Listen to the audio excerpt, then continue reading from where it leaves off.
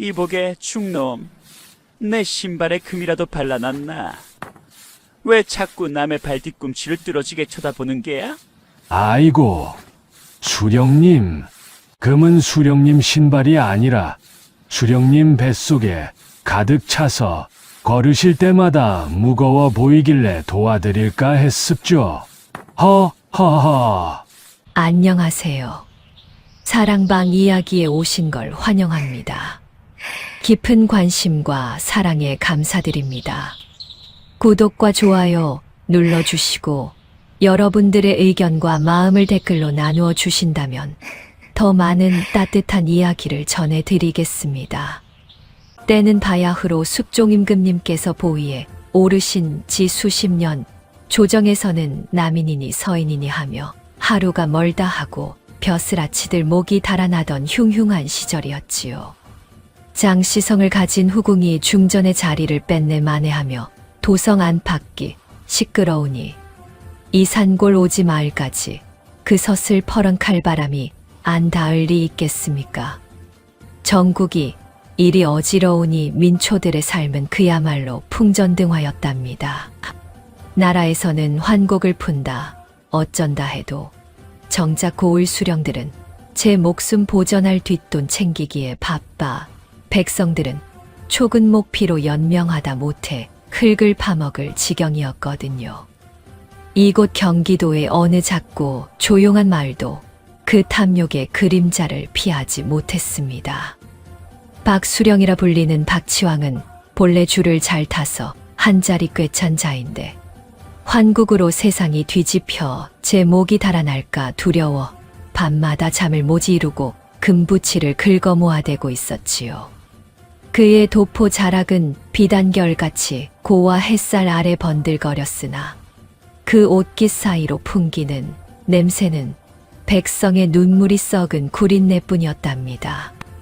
박수령이 한번 행차를 하면 마을에는 달구는 소리조차 끊겼으니 그 위세가 얼마나 대단하고도 잔인했는지 짐작이 가시지요.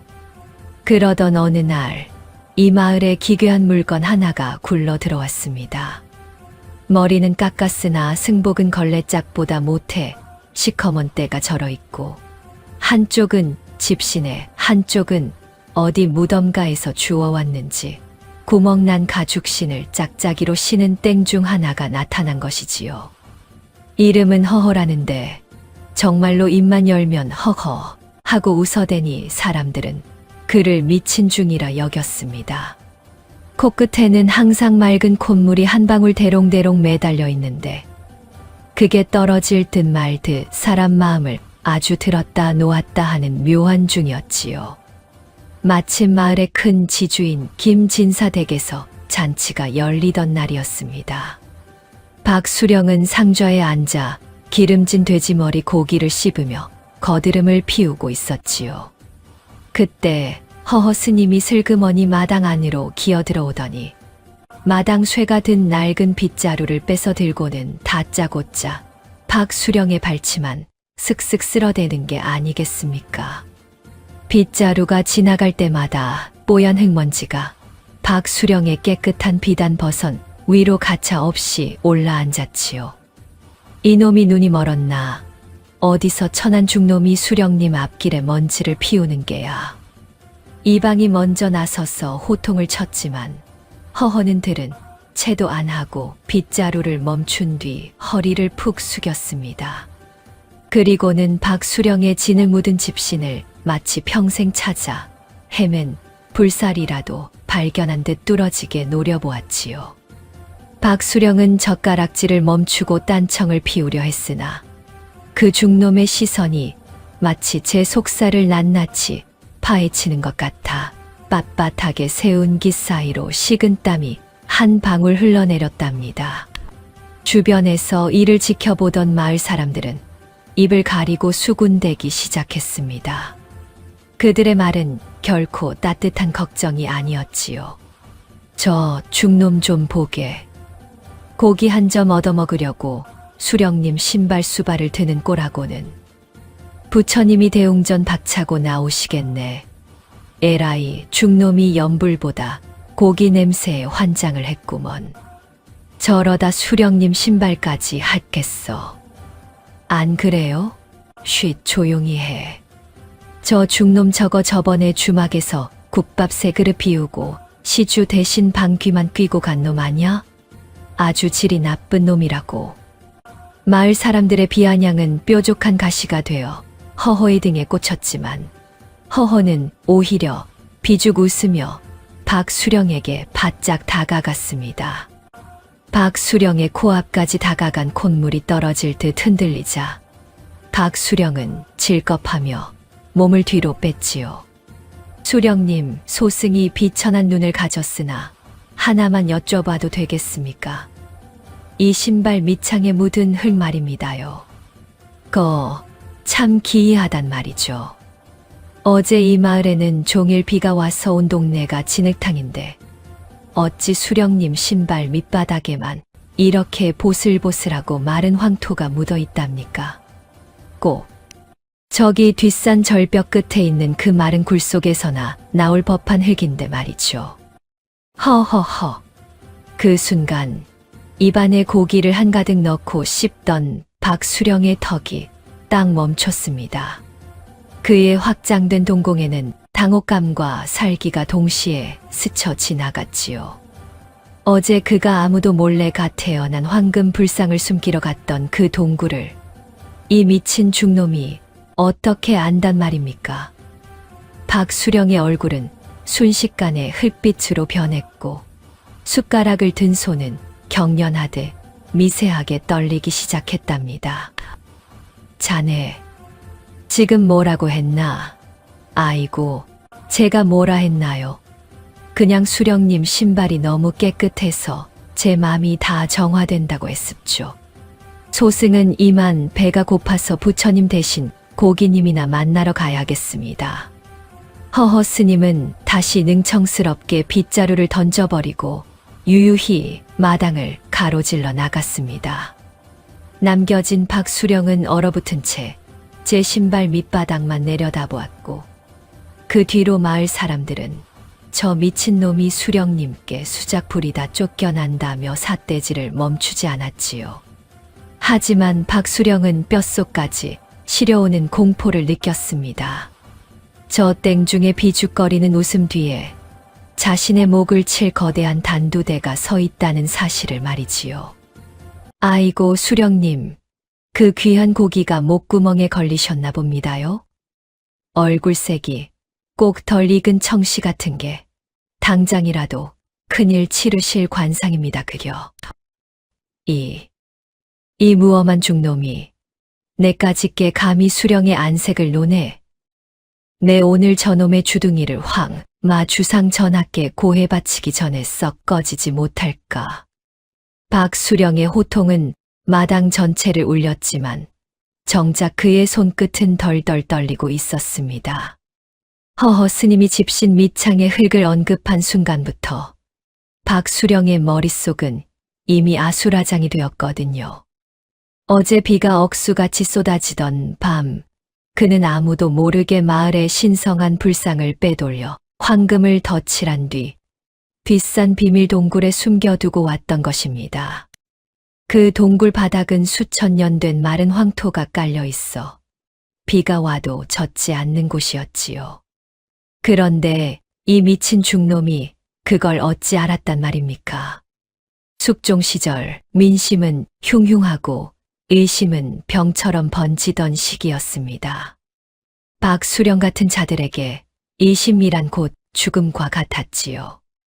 행여나 이 땡중의 입에서 황금이니 동굴이니 하는 소리가 마을 사람들 귀에 들어가는 날에는 제 아무리 수령이라 해도 성난 민초들의 괭이질을 피할 길이 없었답니다. 박수령은 짐진 위험을 차리려 도포깃을 빳빳하게 세웠으나 등 줄기에는 이미 축축한 식은땀이 비단 옷을 적시고 있었습니다. 이 광경을 지켜보던 마을 사람들은 여전히 땡중을 향해 독서를 내뱉었지요. 저 중놈 보게 아주 수령님을 들었다 놓았다 하네. 저러다 관가 끌려가서 곤장이라도 맞으면 어쩌려고 저럴까.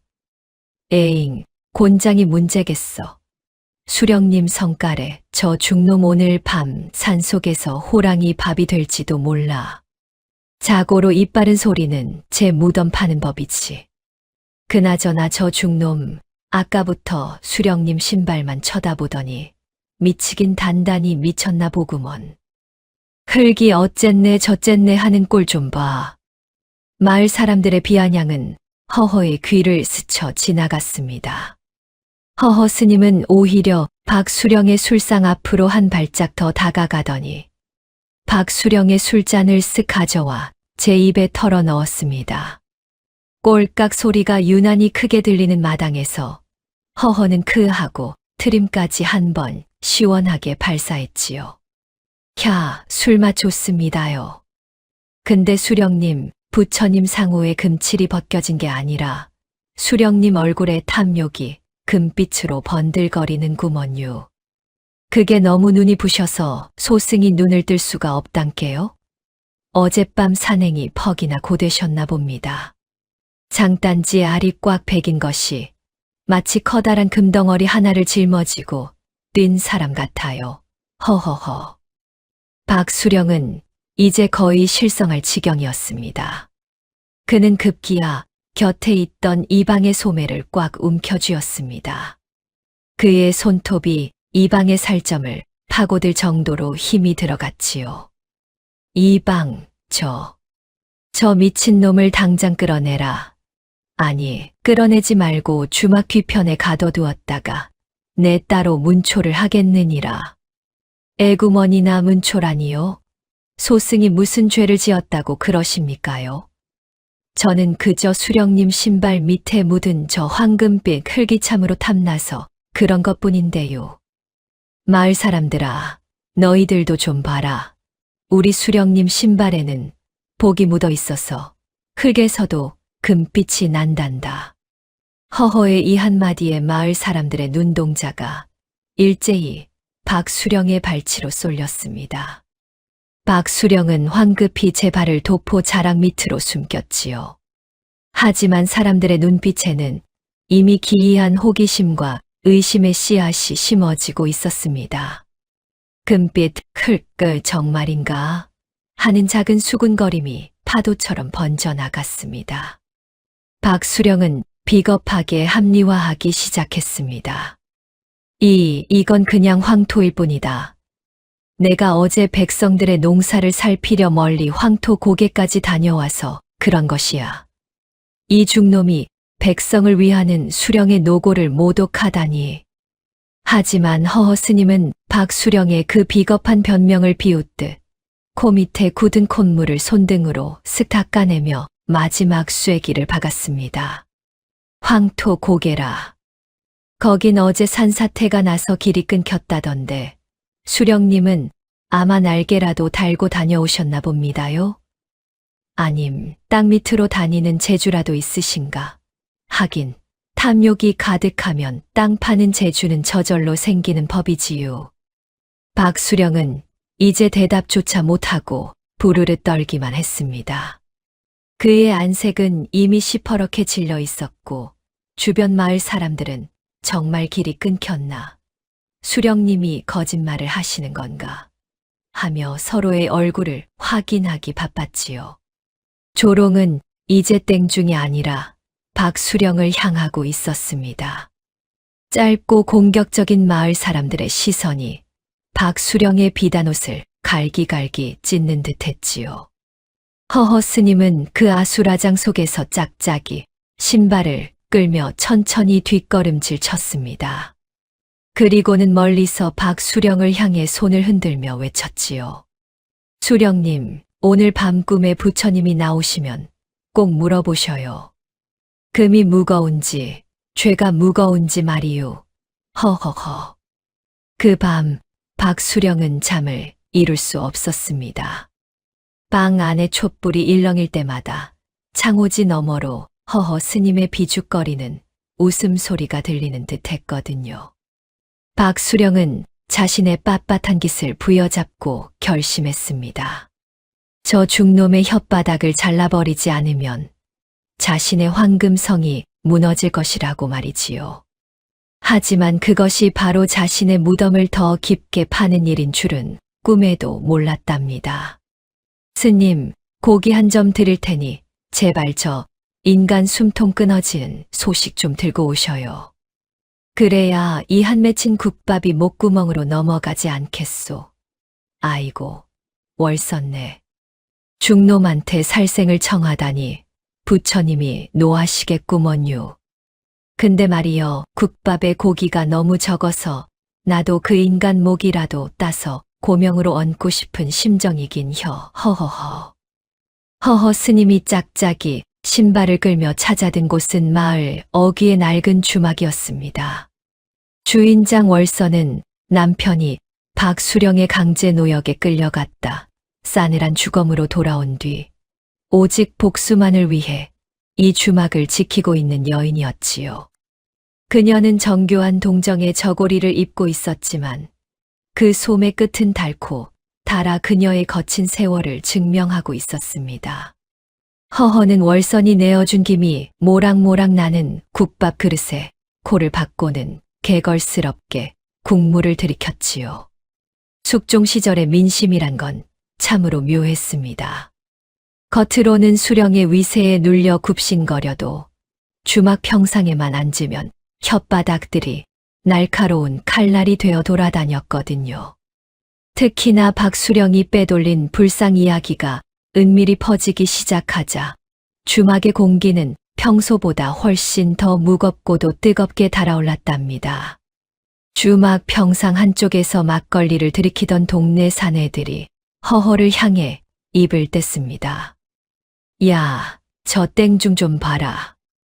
아까 잔치집에서 수령님 안색을 살피더니 이제는 과부 치맛자락 밑에서 고기 맛을 보네.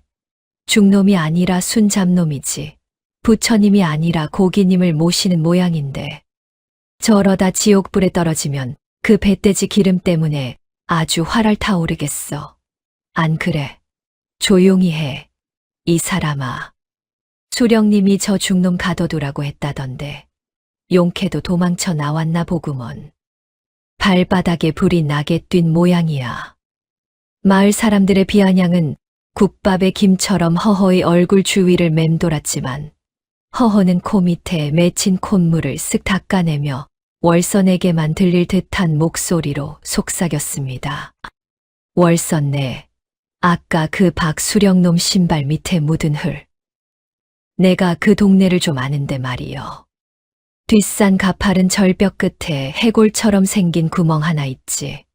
거기 흙이 아주 기가 막히게 마르고 노랗거든. 월선의 손이 순간 멈췄습니다. 그녀의 눈망울에 어린 슬픔이 순식간에 날카로운 불꽃으로 변했지요.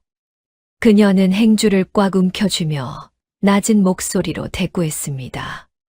스님, 그곳은 우리 남편이 마지막으로 끌려갔던 곳이요. 박수령 그 인간이 거기다 뭔가를 숨기고 있다고는 생각했지만 정말로 그 불상입니까? 불상이 금을 먹었는지 금이 사람을 먹었는지는 두고 봐야 알겠지요. 근데 말이여, 박수령 그 인간 오늘 밤에 발 씻느라 잠 못 잘 거구먼요. 내가 그 신발 밑에 묻은 진실을 온 동네방네 떠들고 다녔으니 말이여. 사람이 죄를 지으면 발밑부터 썩어 들어가는 법이거든. 허허허. 이때 주막 문을 거칠게 열고 박수령의 하수인들이 들이닥쳤습니다. 그들은 고압적인 태도로 주립을 고쳤으며 칼자루 대신 몽둥이를 휘둘러댔지요. 주막 안은 순식간에 아수라장이 되었습니다. 마을 사람들은 비겁하게 몸을 사리며 구석으로 숨어들었고 허허 스님은 국밥 그릇을 든 채 엉거주춤 일어섰습니다. 이 중놈 여기 있었구나. 수령님께서 너를 정중히 모셔오라 하셨다. 어서 일어나지 못할까? 어이쿠, 수령님이 소승을 그렇게 그리워하시나? 정중히 모시려거든 가마라도 내어오시지. 몽둥이가 웬 말입니까요? 소승은 이 월선내 국밥 고기가 너무 맛있어서 발걸음이 안 떨어지는디 어쩌나? 허허의 능청스러운 말에 하수인 하나가 몽둥이를 내리치려 했으나 허허는 짝짝이 신발을 교묘하게 비틀어 그 매를 피해냈습니다. 오히려 하수인이 제 발에 걸려 넘어지며 주막 바닥에 구정물을 뒤집었었지요. 마을 사람들은 그 꼴을 보고 속으로 웃음을 참으면서도 겉으로는 여전히 땡중을 탓했습니다. 저 중놈이 또 사다를 내내 곱게 따라갈 것이지 왜 죄 없는 나졸들을 괴롭혀. 수령님 노하시면 우리 마을 환곡도 끊길 텐데 저 망할 놈의 중 때문에 우리만 굶어 죽게 생겼어. 월서는 그 혼란 속에서 허허 스님의 소매를 슬쩍 잡아당겼습니다. 그리고는 보이지 않게 작은 쪽지 하나를 찔러 넣었지요. 스님, 그 동굴 뒤편에 박수령이 숨겨둔 비밀 통로가 하나 더 있소. 제 남편이 죽기 전에 말해준 것이니 부디 그 탐욕스러운 혓바닥을 잘라버려 주셔요. 허허 스님은 쪽지를 받아 쥐고는 비죽 웃었습니다.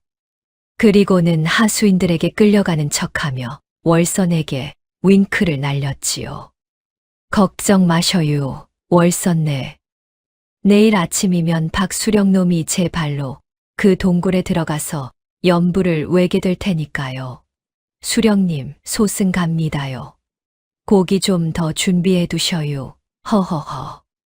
박수령은 관가 집무실에서 초조하게 손톱을 물어뜯고 있었습니다. 빳빳하게 세운 옷깃이 목을 조르는 듯한 압박감을 느꼈지요. 그는 하수인들이 땡중을 잡아 오기를 기다리며 이미 자신의 머릿속에서 그를 처리할 수백 가지 방법을 고민하고 있었습니다. 하지만 그는 알지 못했습니다. 자신이 믿었던 이 마을의 흙과 여인이 이미 땡중의 편에서 자신의 숨통을 조여오고 있다는 사실을 말입니다. 허허 스님은 하수인들에게 끌려가는 와중에도 짝짝이 신발을 소리내어 끌며 마을 사람들에게 인사를 건넸습니다. 잘들 계셔요. 내 관가 가서 고기 좀 실컷 얻어먹고 올란께. 그의 웃음소리가 어두운 밤 공기를 가르고 마을 전체에 울려 퍼졌습니다. 그것은 승자의 웃음이 아니라 곧 벌어질 거대한 파국을 예고하는 기묘한 징조와도 같았답니다. 자네, 어젯밤 내 방창오지에 비친 게 자네 그림자가 아니라고 할 텐가. 꼭 굶주린 너구리 한 마리가 샅샅이 뒤지는 꼴이더구먼. 그림자라니? 자네가 이제 배가 너무 고파서 헛것을 보는 모양이군. 내 그림자가 무서우면 아예 눈을 감고 살게나. 아니면 그 눈알을 확 파서 부처님 공약물로 바치든가. 관가 뒷방에 가두어둔 줄 알았던 허허 스님이 어느새 박수령의 집무실 앞마당을 제 집 안방처럼 휘젓고 다니며 던진 말입니다. 박수령은 빳빳하게 풀을 먹인 도포, 기시, 목을 조르는 듯한 갑갑함에 헛기침을 내뱉었지요. 숙종 시절 권세를 쥔 자들은 그림자 하나에도 목숨줄이 왔다 갔다 했으니 박수령의 저 오만한 대사는 사실 공포를 감추기 위한 비겁한 허장성세에 불과했답니다. 마을에는 이미 흉흉한 소문이 안개처럼 깔려 있었습니다. 땡중이 관가에 잡혀간 게 아니라 실은 수령의 보물지도를 훔쳐 달아나다 귀신이 되어 돌아왔다는 둥. 그 중놈이 밤마다 박수령의 방 천장에서 거꾸로 매달려 웃고 있다는 둥 하는 소리들이었지요. 마을 사람들은 담벼락 아래 모여 앉아 여지없이 그날 선 비아냥을 쏟아냈습니다. 저 중놈 보게. 관가 뒷방에서 쫓겨나더니 이제는 대놓고 수령님 마당에서 잠자리를 보내? 아주 간덩이가 배 밖으로 나왔어. 간덩이가 아니라 제 무덤 파는 귀신이 씌운 거지. 어젯밤에도 박수령님 댁 담장을 넘으려다 들켰다는데 저러다 정말 뼈도 못 추리고 가마솥에 삶아질까 무섭네. 무섭긴 뭐가 무서워. 저런 잡놈은 진작에 뜨거운 맛을 봐야 마을이 조용해지지. 저 땡중 때문에 우리 고을에 재수 없는 일만 생기잖아. 마을 사람들의 독설은 허허의 귀에 닿지도 않았습니다. 허허 스님은 오히려 박수령의 집무실 문틀에 짝짝이 신발을 떡하니 올려놓고는 코 밑에 맺힌 맑은 콧물을 손등으로 쓱 닦으며 말을 이었습니다. 수령님, 그림자가 무서운 게 아니라 그림자가 밟고 있는 그 진실이 무서운 법이지요. 어젯밤 보니까 수령님 그림자가 뒷산 동굴 쪽으로 길게 뻗어 있길래 소승이 친절하게 그 끝을 밟아드렸단께요. 그랬더니 그림자가 아주 비명을 지르며 도망가던데 수령님은 잠자리가 편안하셨나 몰라. 허허허. 박수령은 이제 거의 실성하기 직전이었습니다. 그는 책상 위에 놓인 무거운 벼루를 움켜쥐었다가 이내 손을 부르르 떨며 내려놓았습니다. 그에게 허허 스님은 이제 단순한 미친 중이 아니라 자신의 목을 겨눈 시퍼런 작두날과 같았지요. 박수령은 비겁하게 목소리를 낮추며 협박조로 중얼거렸습니다. 이놈, 내가 정녕 죽고 싶어 환장을 했구나. 내가 본 게 무엇이든 그것을 입 밖으로 내뱉는 순간 내 혓바닥은 뽑혀서 개먹이로 던져질 것이다. 내가 누군지 잊었느냐? 이 고을의 법도요. 곧 임금님의 대리인이다. 법도라. 좋지요. 백성의 곡식을 훔쳐다 황금치를 해서 동굴에 처박아 두는 것도 법도입니까요? 수령님, 임금님이 알면 참으로 기뻐하시겠어요. 아이고, 내 수령이 나 몰래 금광을 발견했구나 하시면서 목 대신 금관이라도 씌워 주실라나? 허허허. 허허의 이 한마디는 박수령의 심장 박동을 멈추게 할 만큼 강력했습니다. 박수령은 급기야 밖에서 대기하던 하수인들을 불러들였습니다. 이놈을 당장 묶어라. 저 입을 꿰매버려. 저놈이 지금 대역죄를 도모하고 있다.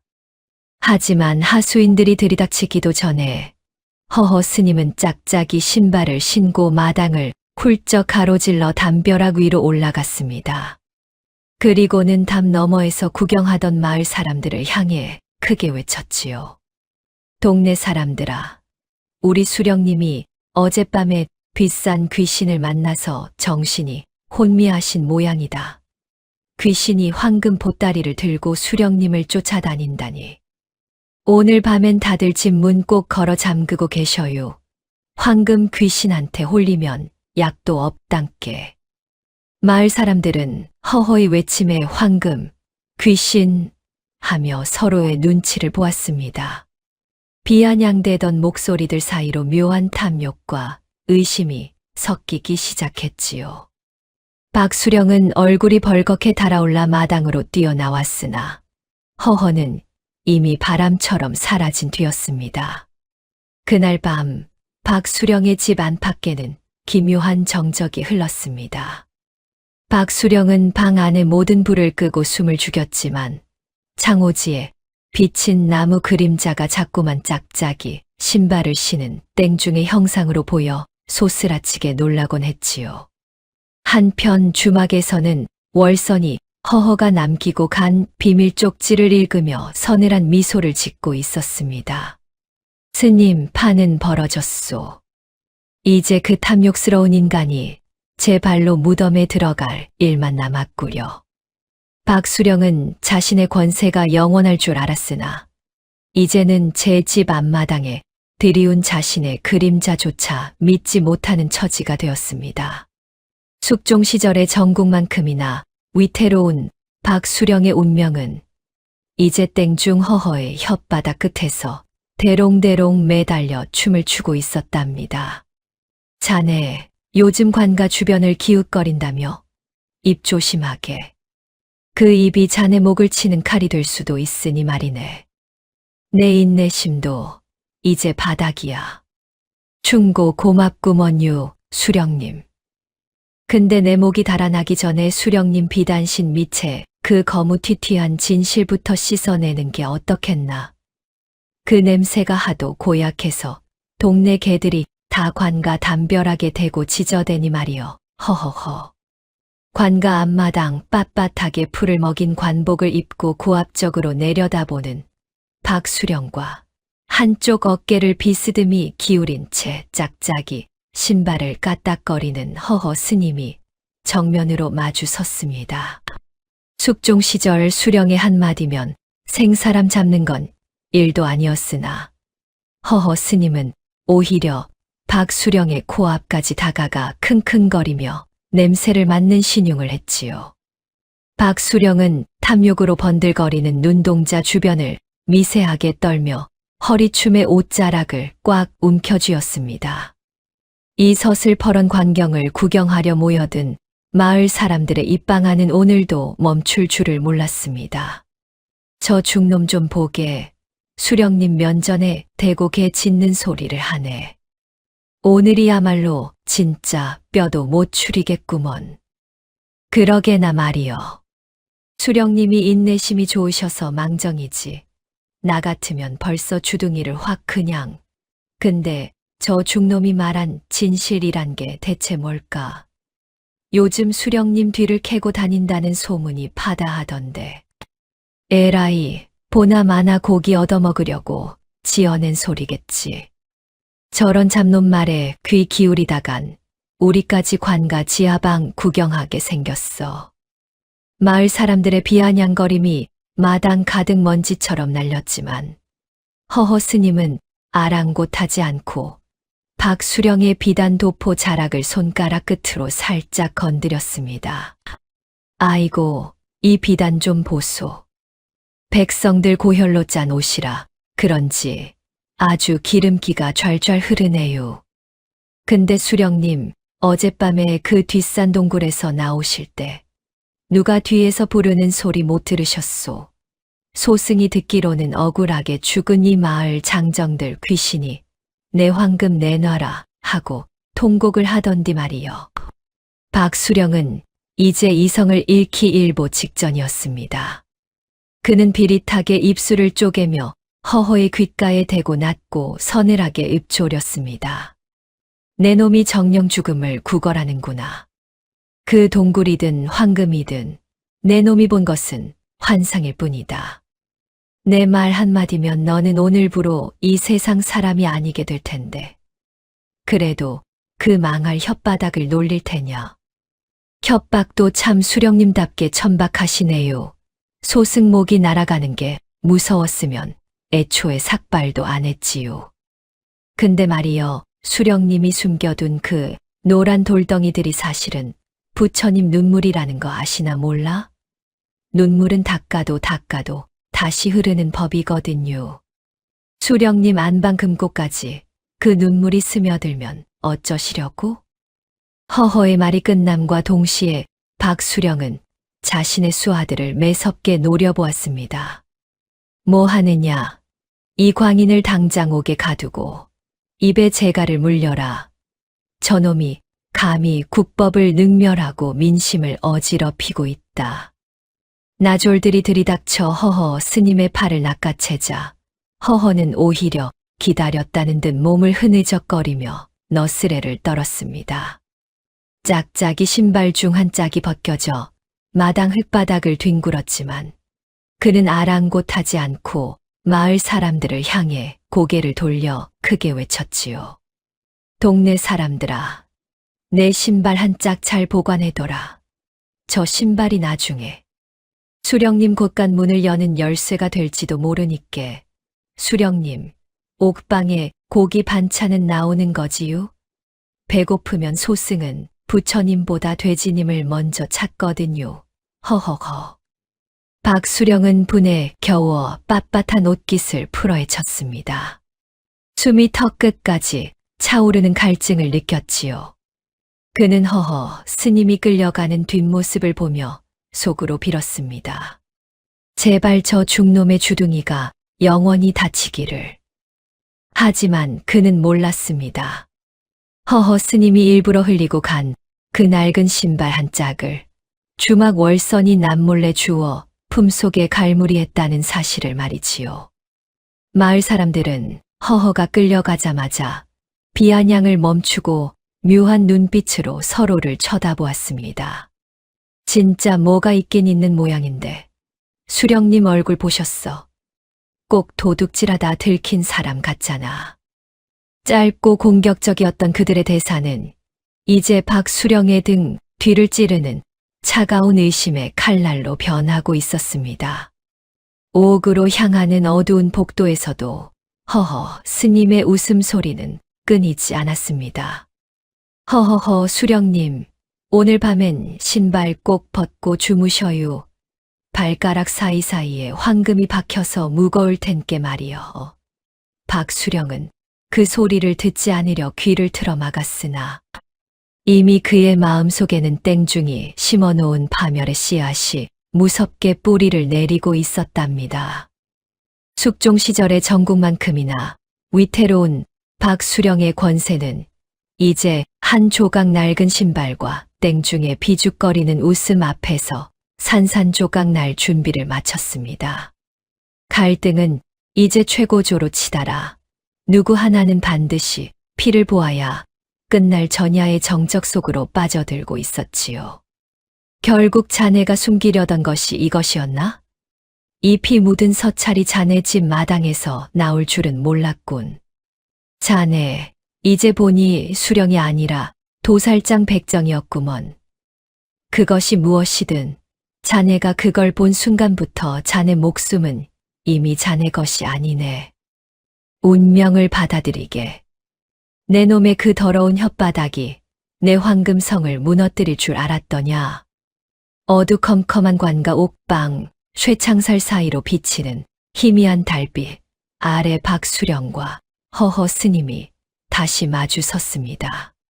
박수령은 탐욕으로 번들거리는 눈동자 주변을 미세하게 떨며 품 안에서 낡고 해진 종이 한 뭉치를 꺼내 보였지요. 그것은 과거 박수령이 자신의 비리를 덮기 위해 조작했던 공명첩과 그 과정에서 희생된 월선 남편의 혈서였습니다. 숙종 시절 이런 문서 하나면 가문 전체가 멸문지화를 당하는 건 일도 아니었으니 박수령의 눈에는 살기가 등등할 수밖에요. 옥사 밖에서는 이 소식을 들은 마을 사람들의 수군거림이 담벼락을 타고 넘어왔습니다. 야, 저 땡중 좀 봐라. 옥에 갇혀서도 잠꼬대로 수령님 흉을 본다더니 결국은 저런 무서운 걸 들고 있었네. 무섭긴 저 중놈이 어디서 가짜를 만들어 와서 수령님을 협박하는 거겠지. 저런 사기꾼 중놈 때문에 우리 마을 명예가 아주 땅바닥에 떨어졌어. 명예는 무슨, 수령님 얼굴 못 봤어. 아까 그 서찰을 보더니 입술을 파르르 떨더만. 저 중놈이 오늘 밤을 넘길 수 있을지나 모르겠네. 아마 쥐도 새도 모르게 멍석말이 당할걸. 마을 사람들의 공격적인 비아냥이 옥방의 서늘한 공기를 타고 스며들었지만 허허 스님은 오히려 쇠창살의 등을 기대고 앉아 짝짝이 신발 중 남은 한 짝을 까딱거렸습니다. 코 밑에 맺힌 콧물을 손등으로 쓱 닦아내며 그는 비죽한 웃음을 지어 보였지요. 아이고, 수령님. 그 종이 쪼가리가 그렇게 무서우셔요? 소승은 그게 종이로 안 보이고 수령님 목을 감싸는 삼배 수위로 보이는데 말이요. 어젯밤 꿈에 월선내 서방님이 나타나서 그러더군요. 수령님 안방에 숨겨둔 그 가짜 황금 불상이 너무 차가워서 잠을 못 자겠다고 말이요. 허허허. 박수령은 이제 이성을 잃고 쇠창살을 움켜쥐었습니다. 빳빳하게 세웠던 관복깃은 이미 구겨질 대로 구겨져 그의 추한 본색을 드러내고 있었지요. 내 놈이 정녕 미쳤구나. 그 불상이 가짜인지 진짜인지 내 놈이 어찌 안단 말이냐. 그것은 내가 나라를 위해 준비한 곡물이다. 감히 천한 중놈이 국사에 참견하다니. 내 놈의 사지를 찢어 저작거리에 내걸 것이다. 곡물이라. 좋지요. 근데 말이여, 곡물에 왜 구리 냄새가 그렇게 진동을 할까요? 백성들 녹그릇까지 다 뺏어다가 금칠만 살짝 입혀놓고는 곡물이라니.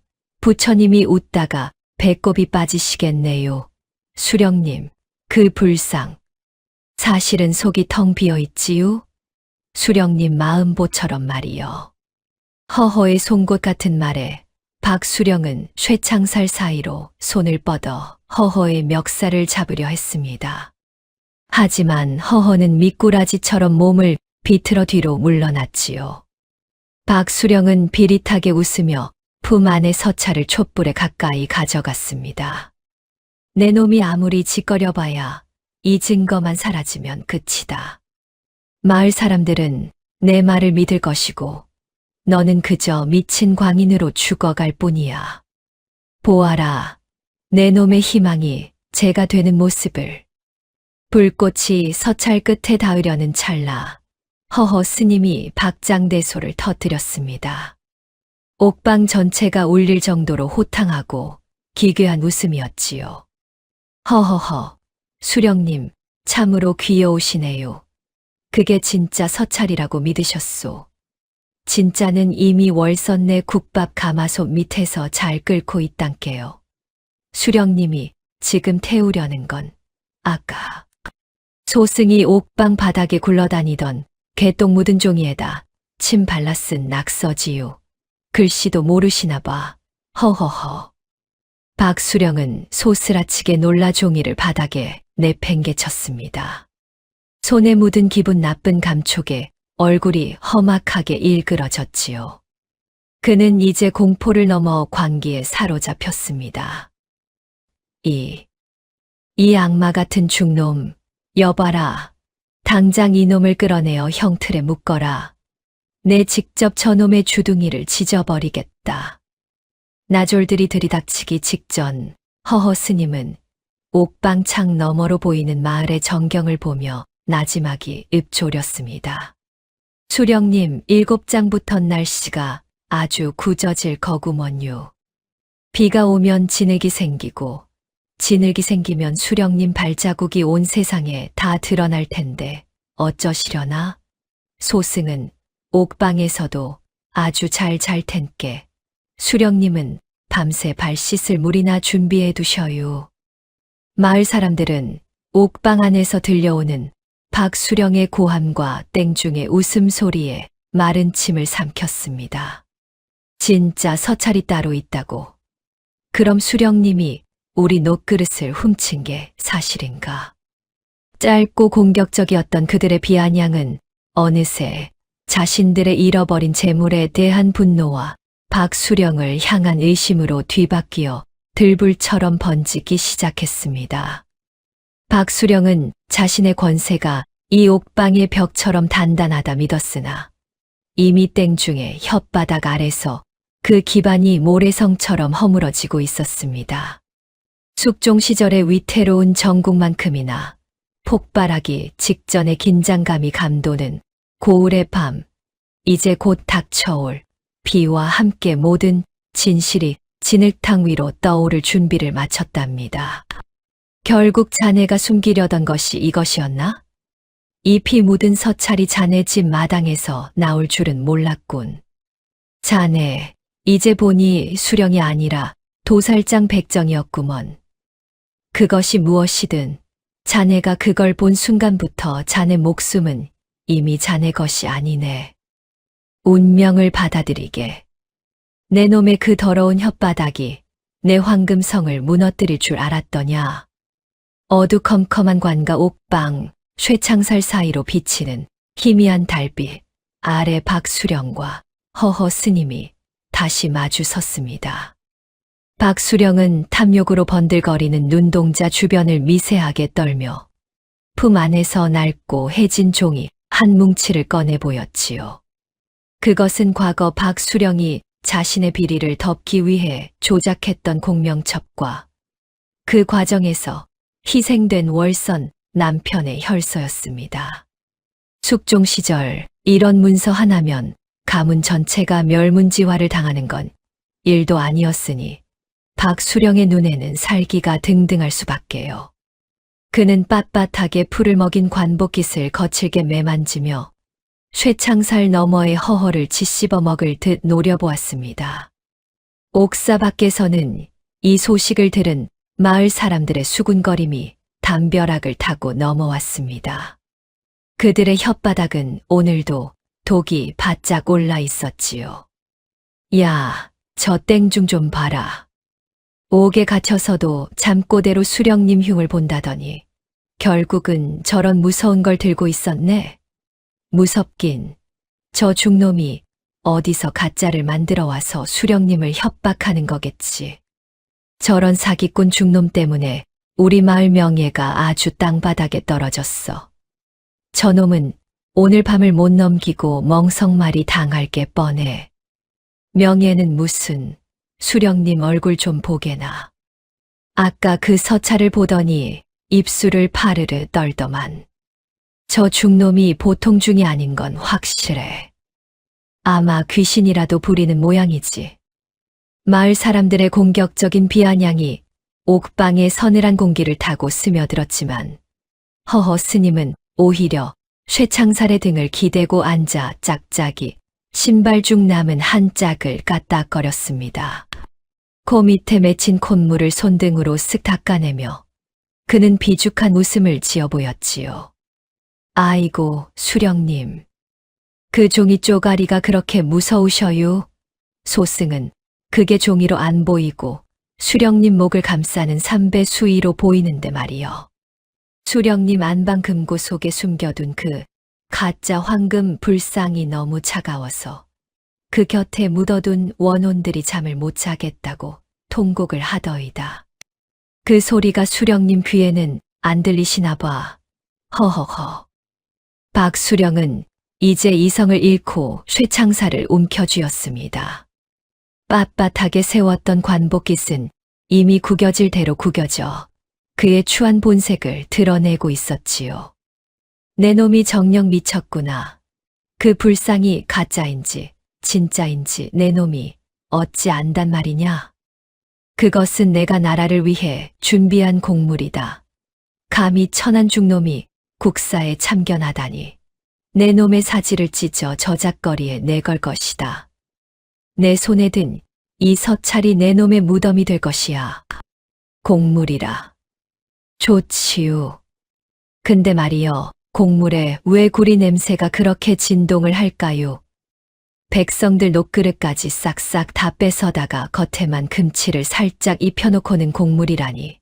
부처님이 웃다가 배꼽이 빠지시겠네요. 수령님, 그 불상. 사실은 속이 텅 비어있지요? 수령님 마음보처럼 말이여. 그 비어있는 속에다가는 이제 뭘 채우시려나? 혹시 수령님 목숨이라도 채우실 건가? 허허허. 허허의 송곳 같은 말에 박수령은 쇠창살 사이로 손을 뻗어 허허의 멱살을 잡으려 했습니다. 하지만 허허는 미꾸라지처럼 몸을 비틀어 뒤로 물러났지요. 박수령은 비릿하게 웃으며 품 안의 서찰을 촛불에 가까이 가져갔습니다. 그의 눈에는 광기에 가까운 승리감이 서려 있었습니다. 내 놈이 아무리 짓거려봐야 이 증거만 사라지면 끝이다. 마을 사람들은 결국 내 말을 믿을 것이고 너는 그저 나랏돈을 노린 미친 광인으로 죽어갈 뿐이야. 보아라, 내 놈의 얄팍한 희망이 재가 되어 흩어지는 모습을. 이 종이가 타버리면 내 놈의 진실도 연기가 되어 사라질 것이니라. 불꽃이 서찰 끝에 닿으려는 찰나 허허 스님이 박장대소를 터뜨렸습니다. 옥방 전체가 흔들릴 정도로 호탕하고 기괴한 웃음이었지요. 허허허, 수령님, 참으로 귀여우시네요. 그게 진짜 서찰이라고 믿으셨소. 진짜는 이미 월선내 주막 가마솥 밑에서 국밥 국물에 푹 고아지고 있단께요. 수령님이 지금 소중하게 태우려는 건 아까 소승이 옥방 구석에 굴러다니던 개똥 묻은 종이에다 침 발라 쓴 낙서지요. 글씨도 모르시나 봐. 수령님 눈은 장식인가요? 허허허. 박수령은 소스라치게 놀라 종이를 바닥에 내팽개쳤습니다. 손에 묻은 끈적하고 기분 나쁜 감촉에 얼굴이 험악하게 일그러졌지요. 그는 이제 공포를 넘어 광기에 사로잡혔습니다. 자신의 모든 위엄과 권위가 이 꾀죄죄한 중놈의 혓바닥 위에서 난도질당하고 있다는 사실에 몸을 떨었습니다. 이 악마 같은 중놈, 여봐라. 당장 이놈을 끌어내어 형틀에 묶어라. 내 직접 저놈의 주둥이를 인도로 찢어버리겠다. 저놈의 창자를 꺼내어 말려버려라. 나졸들이 들이닥쳐 옥방 문을 거칠게 열었지만 허허 스님은 오히려 가사 장삼을 정돈하는 신용을 하며 여유롭게 일어섰습니다. 짝짝이 신발을 바닥에 탁탁 털며 그는 박수령에게 마지막 비수를 꽂았지요. 수령님, 사람의 눈은 속여도 땅은 못 속이는 법이지요. 수령님이 밤마다 밟고 다닌 그 흙들이 이제는 수령님의 발목을 잡아 끌어내릴 준비를 마쳤구먼요. 오늘 밤엔 발 씻을 물이나 넉넉히 준비해 두셔요. 그 썩은 냄새는 물로도 잘 안 씻기겠지만 말이요. 소승은 매 맞는 게 취미라 걱정 마셔요. 허허허. 마을 사람들은 옥방 안에서 들려오는 박수령의 절규와 땡중의 웃음소리에 마른 침을 삼켰습니다. 진짜 서찰이 따로 있다고. 그럼 수령님이 우리 녹그릇을 훔친 게 사실인가?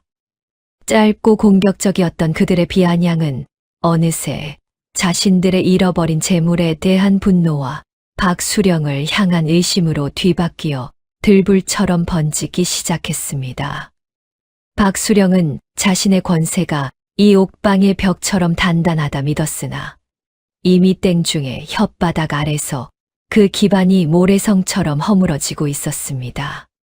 숙종 시절의 위태로운 전국만큼이나 폭발하기 직전의 긴장감이 감도는 고울의 밤, 이제 모든 진실이 진흙탕 위로 떠오를 준비를 마쳤답니다. 거참 생사람 잡지 마시오. 나는 어제 종일 밤만 매느라 그 근처엔 발도 안 들였단 말이오. 이 중놈이 옥에 갇히더니 아주 헛소리가 풍년이구먼. 밭을 매셨다. 허허, 수령님도 참 농사꾼 다 되셨네요. 어제 내내 비가 억수같이 쏟아져서 온 동네 논밭이 물바다가 됐는데 어느 미친놈이 그 진흙탕에서 밭을 맨단 말입니까요?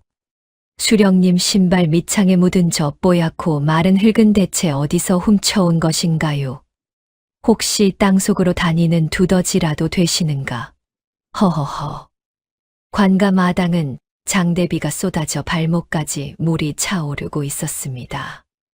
억울한 누명을 쓰고 형틀에 묶인 허허 스님과 그를 내려다보며 이엄을 세우려 애쓰는 박수령의 대치. 숙종 시절의 전국만큼이나 서슬퍼런 긴장감이 감돌았지요. 박수령은 탐욕으로 번들거리는 눈동자를 미세하게 떨며 빳빳하게 풀을 먹인 관복 소매로 빗물을 닦아냈습니다. 하지만 그가 아무리 위험을 부려도 허허 스님의 날카로운 지적 한마디에 마당의 공기는 차갑게 식어버렸답니다.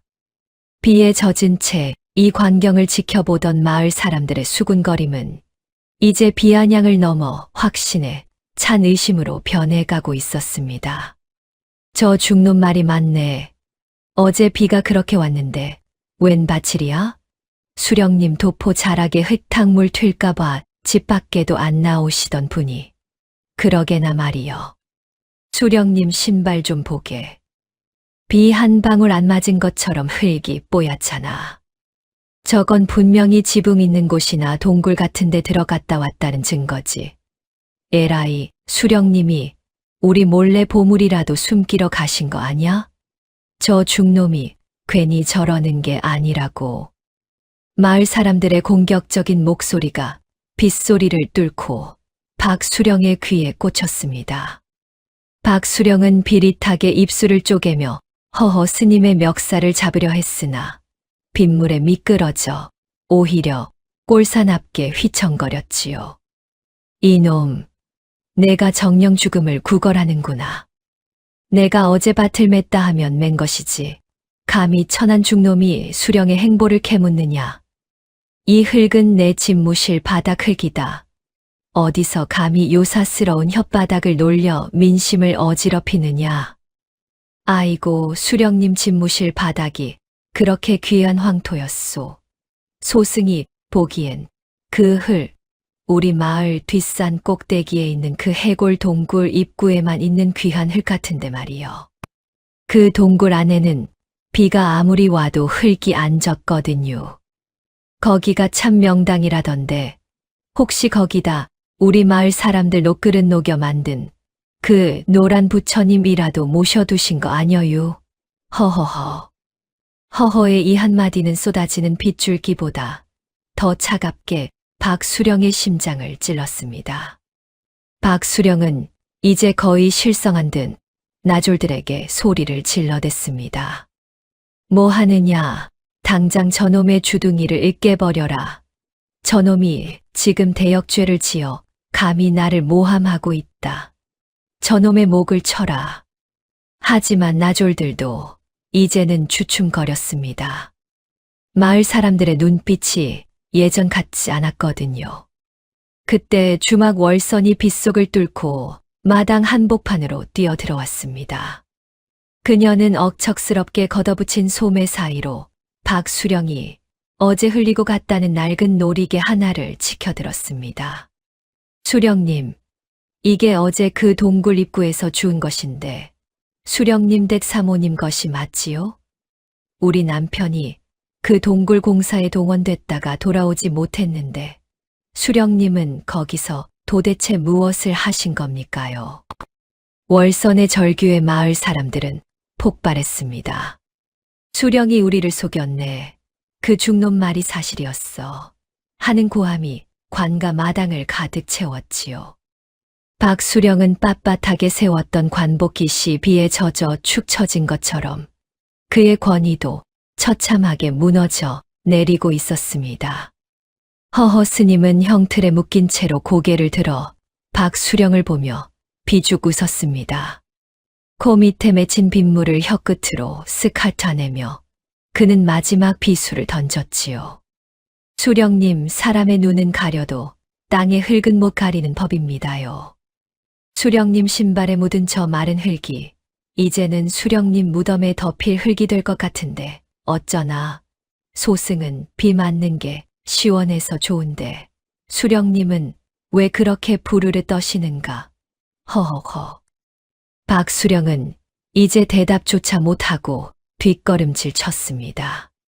자신의 탐욕이 빚어낸 황금성이 땡중의 혓바닥 끝에서 흘러나온 진실의 흙탕물에 휩쓸려 내려가고 있었으니까요. 숙종 시절의 위태로운 정국만큼이나 파란만장한 반전이 시작된 관가의 밤, 이제 땡중 허허의 짝짝이 신발은 진실을 향해 당당히 한 걸음을 내딛고 있었습니다. 마을 사람들은 이제 땡중을 향해 삿대질하는 대신 박수령을 향해 침을 뱉고 있었습니다. 저런 도둑놈을 수령이라고 모셨다니, 중놈이 우리를 살렸네. 짧고 날카로웠던 그들의 질투는 이제 악인을 향한 거대한 분노의 물결이 되어 관가를 집어삼킬 듯 넘실거렸답니다. 이복의 이방, 자네는 손바닥으로 하늘을 가리는 게 그리 쉬워 보이던가. 수령님 도포 자락에 숨어 있으면 자네 죄가 비단향에 묻혀 사라질 줄 알았느냐 말이여. 이 요망한 중놈이 어디서 감히 관가 질서를 어지럽히느냐. 내 수령님을 모신 세월이 10수년인데 내까지 땡중에 이간질에 넘어갈 성싶으냐? 당장 저놈의 아가리를 닥치게 하지 못할까. 관가 집무실 뒤편 습한 기운이 가득한 밀실에서 허허 스님과 이방이 마주 앉았습니다. 밖에는 여전히 장대비가 쏟아지며 관가의 기와 지붕을 때리고 있었지요. 박수령이 민심을 수습하러 나간 사이 허허 스님은 포박을 푼 채 능청스럽게 이방의 간식인 떡을 집어먹으며 말을 붙였습니다. 숙종 시절 권력자의 수하들은 주인이 침몰할 때 가장 먼저 쥐새끼처럼 도망갈 궁리를 하던 법이지요. 허허는 그 비겁한 본성을 정확히 꿰뚫고 있었습니다.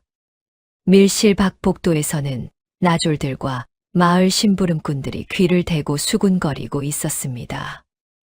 야, 저 중놈 보게. 이방 어른 앞에서도 저렇게 당당하게 떡을 씹네. 아주 간덩이가 부어 터졌어. 간덩이가 부은 게 아니라 이방의 약점을 꽉 쥐고 있는 거겠지. 아까 봤어. 이방 어른이 중놈 눈길 한 번에 손을 덜덜 떨더라고. 분명히 저 둘 사이에 우리가 모르는 구린내가 진동을 하는 거야. 에라이, 이방 저 인간도 수령 밑에서 단물 다 빨아먹더니 이제야 제 발등에 불이 떨어진 거지. 저 중놈이 오늘 이방의 혓바닥을 어떻게 요리할지 아주 구경거구먼.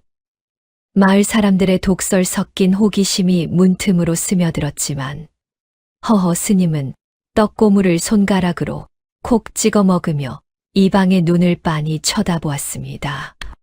이방, 자네가 어제 동굴 입구에서 박수령 몰래 챙긴 그 조그만 금송아지 말이여. 그거 자네 안방 아랫목 장판 밑에 숨겨뒀지. 수령님이 알면 참으로 좋아하시겠어요. 내 충직한 이방이 나 몰래 금테크를 하고 있었구나 하면서 자네 목을 금줄로 감아주실란가. 허허허. 이방은 순간 얼굴이 흙빛이 되더니 들고 있던 장부를 바닥에 떨어뜨렸습니다. 빳빳하게 세운 관복 소매가 땀으로 축축하게 젖어 들어갔지요. 네.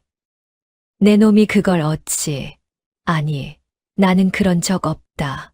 이놈이 생사람을 잡아도 유분수지.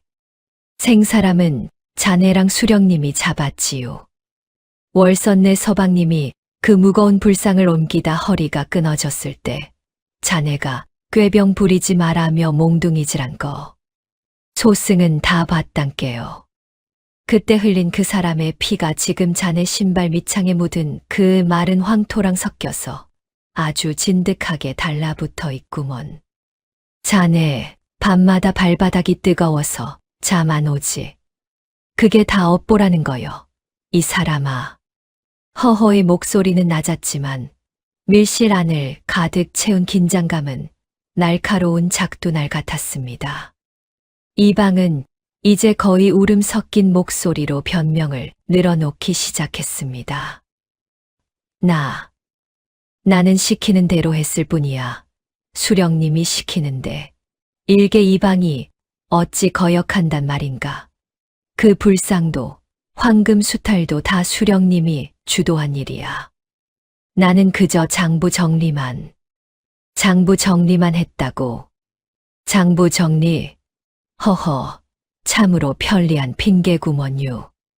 그 장부의 백성들 피눈물은 몇 근이나 기록해뒀소. 이방, 자네 살 길은 딱 하나요.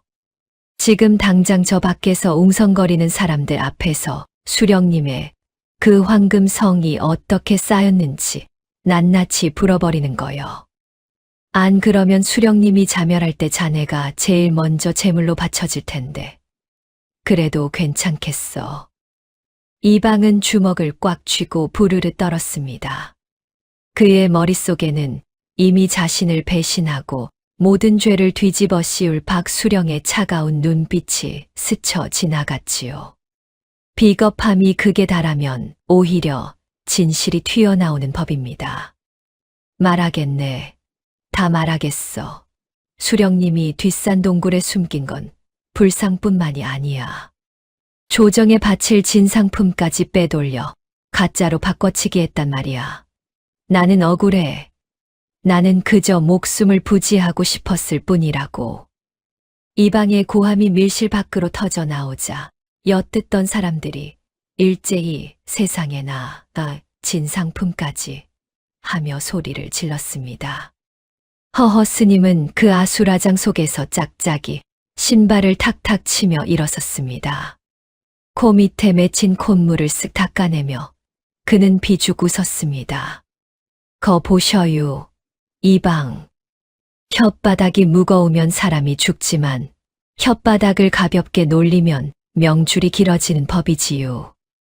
이제 가서 마을 사람들한테 수령님의 그 노란 지옥 구경 좀 시켜드려요. 소승은 떡을 너무 많이 먹어서 체기가 좀 있으니 수령님 무덤 파는 소리나 감상하고 있을랑께. 허허허. 박수령은 관가 앞마당에서 민심을 달랜답시고 헛기침을 해대고 있었지만 이미 제 안방에서 가장 믿었던 신복이 제 목줄을 끊고 있다는 사실은 꿈에도 몰랐습니다. 숙종 시절의 전국만큼이나 급박하게 돌아가는 반전의 소용돌이 속에서 땡중 허허의 짝짝이 신발은 이제 승리의 춤사위를 준비하고 있었습니다. 마을 사람들은 이제 이방을 앞세워 뒷산 동굴로 달려갈 준비를 마쳤습니다. 수령놈의 목을 치자 우리 노그릇 찾아내라.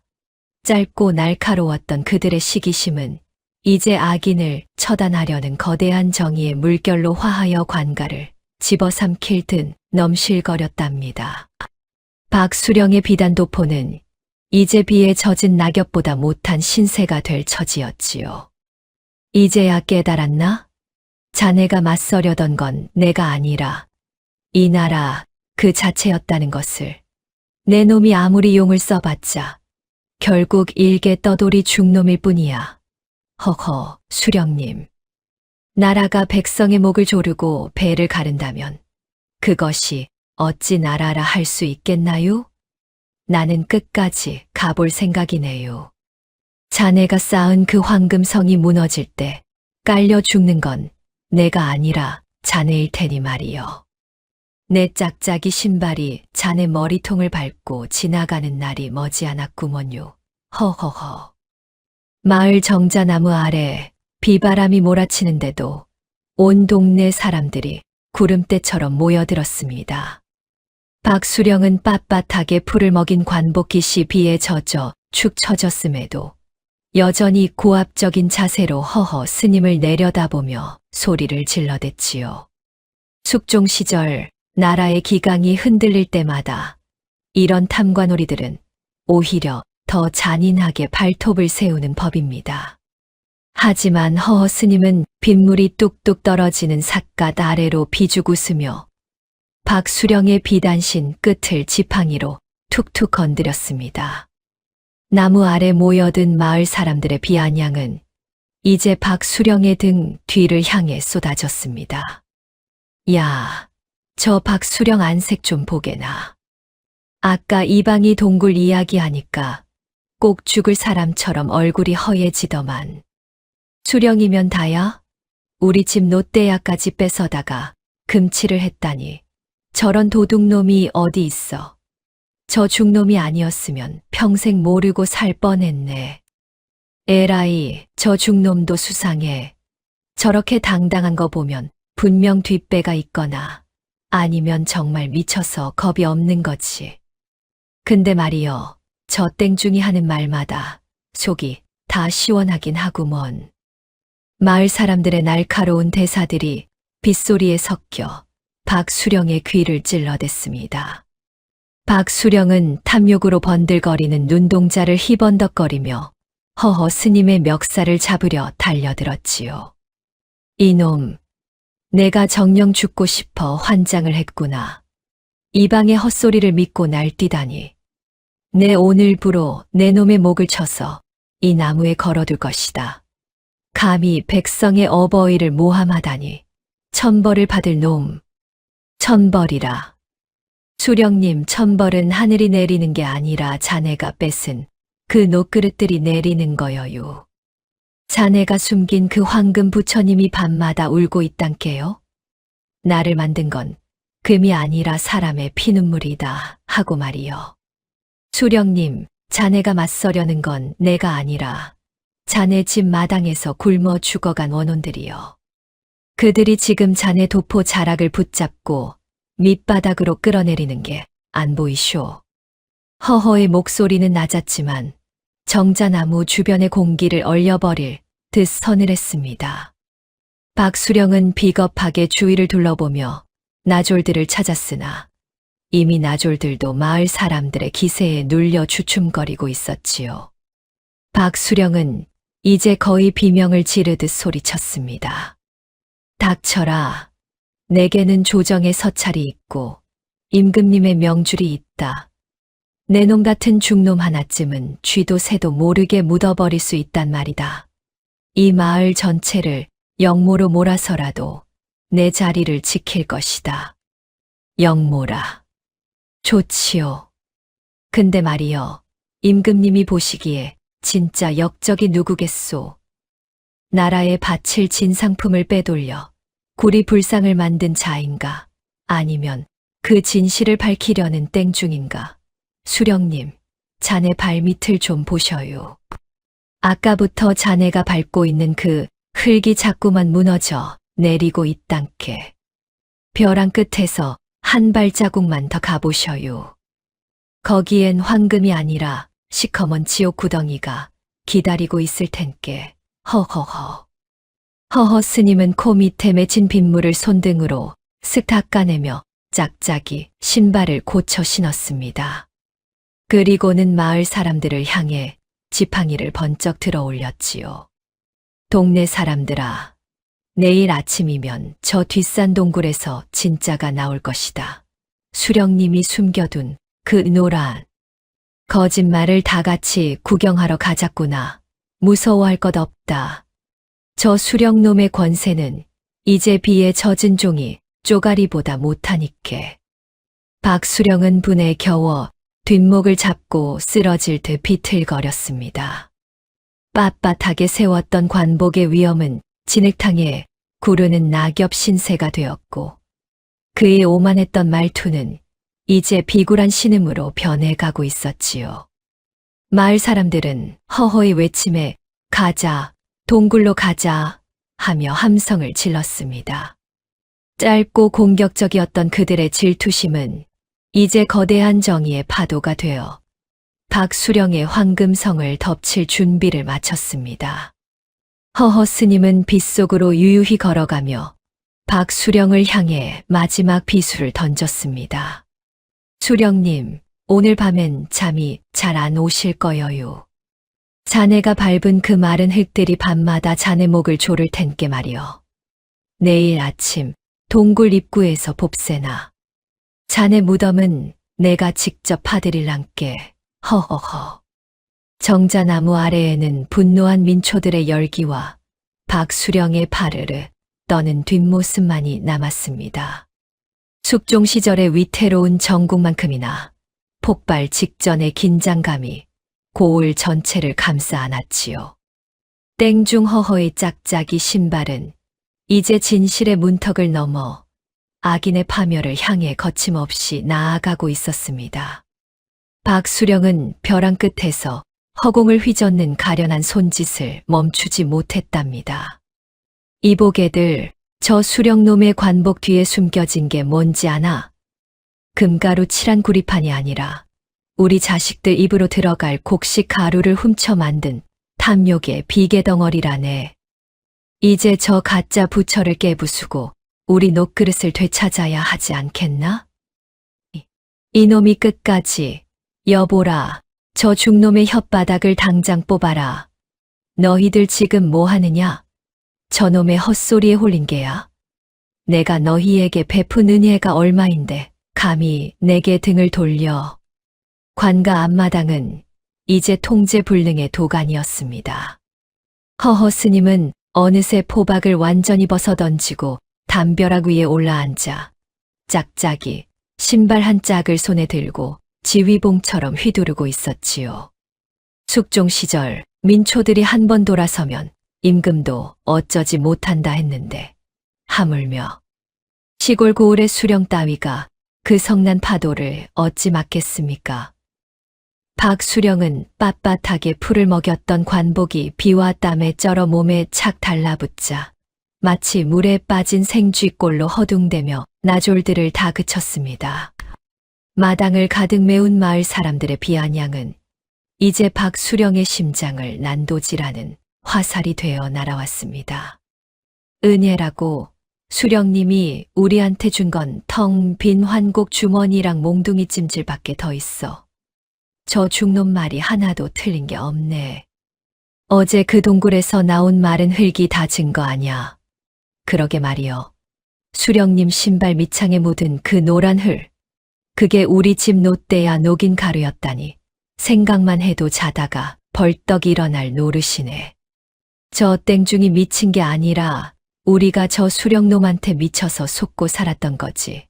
에라이, 저 박수령놈 좀 봐. 아까까진 호랑이처럼 짖더니 이제는 똥개 마냥 꼬리 내리고 하수인 뒤에 숨네. 죽놈아, 저놈 신발마저 벗겨서 저작거리에 걸어두자꾸나.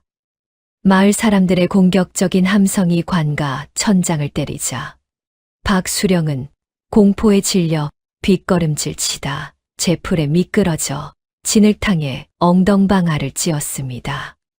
수령님, 그 엉덩이가 무거우니 진흙도 아주 깊게 파이네요. 그 엉덩이 속에 백성들 돈을 얼마나 집어넣으셨길래 그렇게 모지런하시나? 허허허. 동네 사람들아, 저기 좀 보셔요. 우리 수령님이 드디어 땅의 소리를 들으려고 바닥에 엎드리셨네. 근데 어쩌나 땅은 거짓말쟁이한테는 아무 소리도 안 들려주는 법인디. 허허. 스님의 조롱에 박수령은 얼굴이 시퍼렇게 질려 비명을 질렀습니다. 이방은 어디 갔느냐? 저 죽놈을 당장 죽이라니까. 내 금고를 열어서 너희에게 포상을 내릴 것이다. 돈이면 다 되는 세상 아니냐? 제발 저놈의 주둥이를 막아다오. 돈, 수령님, 그 돈이 이제 누구 돈인지는 알고 말씀하시나. 이미 월선내 주막 앞마당에 수령님 비밀 장부가 낱낱이 공개됐단께요. 자네가 조정에 바칠 금송아지 빼돌린 거, 이방이 벌써 다 불어버렸어요. 이제 자네가 믿을 건 저 빳빳한 관복깃밖에 없는데 그것도 비에 젖으니 아주 볼품없는 걸레 짝이구먼요. 허허허. 허허의 일갈의 마을 사람들은 장부를 확인하자 동굴로 가자 하며 관가 문을 박차고 나갔습니다. 나졸들도 이제는 칼자루를 놓고 슬그머니 군중 속에 섞여버렸지요. 박수령은 혼자 남겨진 마당에서 부르르 떨며 허허 스님을 노려보았습니다. 얘놈, 내 놈이 정녕 내 가문을 멸하려 드는구나. 내 배후에 누가 있는지 알면 감히 이러지 못할 텐데. 도성에서 전령이 내려오면 내 놈은 사지가 찢길 것이다. 도성 전령, 허허. 수령님은 참 소식이 늦으시네요. 지금 도성에서는 남인이니 서인이니 다시 판이 뒤집혀서 자네 뒷배 봐주던 대감님은 이미 유백일에 올랐단께요. 자네만 모르고 여기서 황금놀이 하고 있었던 거여요. 자네 무덤은 자네가 판 게 아니라 자네가 믿었던 그 빳빳한 권세가 판 것이지요. 이제 그만 내려오셔요. 진흙탕이 자네 집보다 편할 텐께. 허허. 스님은 담벼락에서 가볍게 뛰어내려 박수령의 코앞까지 다가갔습니다. 코 밑에 맺힌 콧물을 손등으로 쓱 닦아내며 그는 박수령의 머리에 씌워진 관을 손가락으로 툭 쳤지요. 관이 바닥으로 떨어져 진흙에 처박히자 박수령은 넋이 나간 표정으로 허공을 휘저었습니다. 수령님, 오늘 밤엔 달빛이 아주 밝을 거구먼요. 자네가 숨겨둔 그 가짜 불상들이 달빛 아래서 얼마나 추하게 빛나는지 다 같이 구경 가세나. 소승이 특별히 짝짝이 신발 한 짝은 빌려드릴 텐께 그거 신고 벼랑 끝까지 함 달려보셔요. 허허허. 마을 사람들의 분노는 이제 거대한 강물이 되어 박수령의 집을 덮치고 뒷산 동굴로 향하고 있었습니다. 짧고 날카로운 비아냥으로 시작되었던 의심은 이제 악인을 처단하려는 단호한 심판으로 변해 있었지요. 땡중 허허의 짝짝이 신발은 이제 승리의 길을 닦으며 진실의 마지막 장을 향해 거침없이 나아가고 있었습니다. 숙종 시절의 전국만큼이나 잔혹하고도 통쾌한 반전이 고을 전체를 뒤흔들고 있었답니다.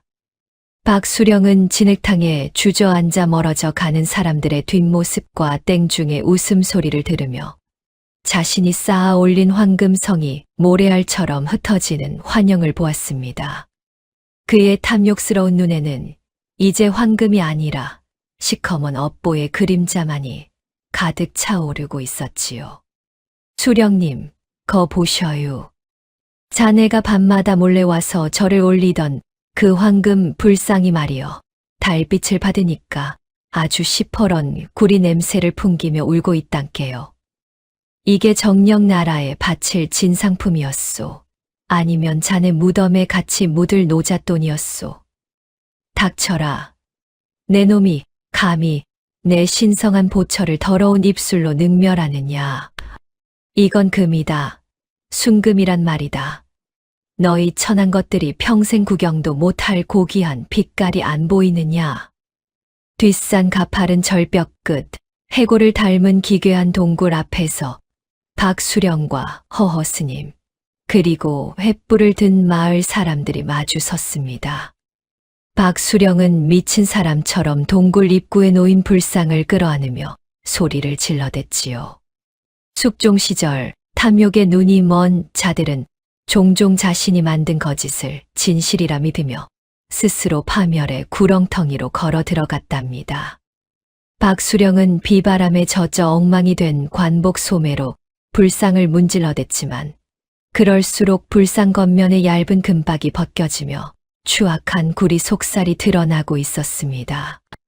동굴 주변을 에워싼 마을 사람들의 비아냥은 이제 박수령의 정신줄을 끊어놓을 듯 날카로웠습니다. 야, 저것 봐. 금이 아니라 그냥 노그릇 녹인 덩어리잖아. 수령 저 인간, 진짜로 우리 집 노떼야까지 다 저기다 쏟아부었나 보네. 세상에 저런 가짜를 만들려고 우리 남편을 그 고생을 시키고 죽게 만들었단 말이야? 저건 불상이 아니라 그냥 시커먼 욕심. 덩어리야, 저 땡중 말이 하나도 안 틀렸어. 수령은 그냥 도둑놈이었어. 에라이, 저 박수령 꼴 좀 보게. 금박 벗겨지니까 얼굴색도 같이 변하네. 중놈아, 저 가짜 불상 수령놈 머리 위로 확 밀어버려라. 제 욕심에 깔려 죽게. 마을 사람들의 독설이 산 전체를 울리자 박수령은 희번덕거리는 눈으로 허허 스님을 노려보았습니다. 이놈, 내 놈이 내 황금성을 무너뜨렸구나. 내 놈만 없었어도 나는 이 불상을 조정에 바치고 정승반열에 올랐을 것이다. 내 놈의 그 짝짝이 신발이 내 앞길을 막은 게야. 내 죽어서도 내 놈을 저주할 것이다. 정승, 허허, 수령님 꿈도 야무지시네요. 자네가 정승되면 이 나라는 내일 당장 망할 거구먼요. 수령님, 거 불상 밑바닥 좀 보셔요. 거기 뭐라고 써 있는지 아나? 백성의 피로 빚은 것은 결국 흙으로 돌아간다고 소승이 어제 친절하게 써놨단께요.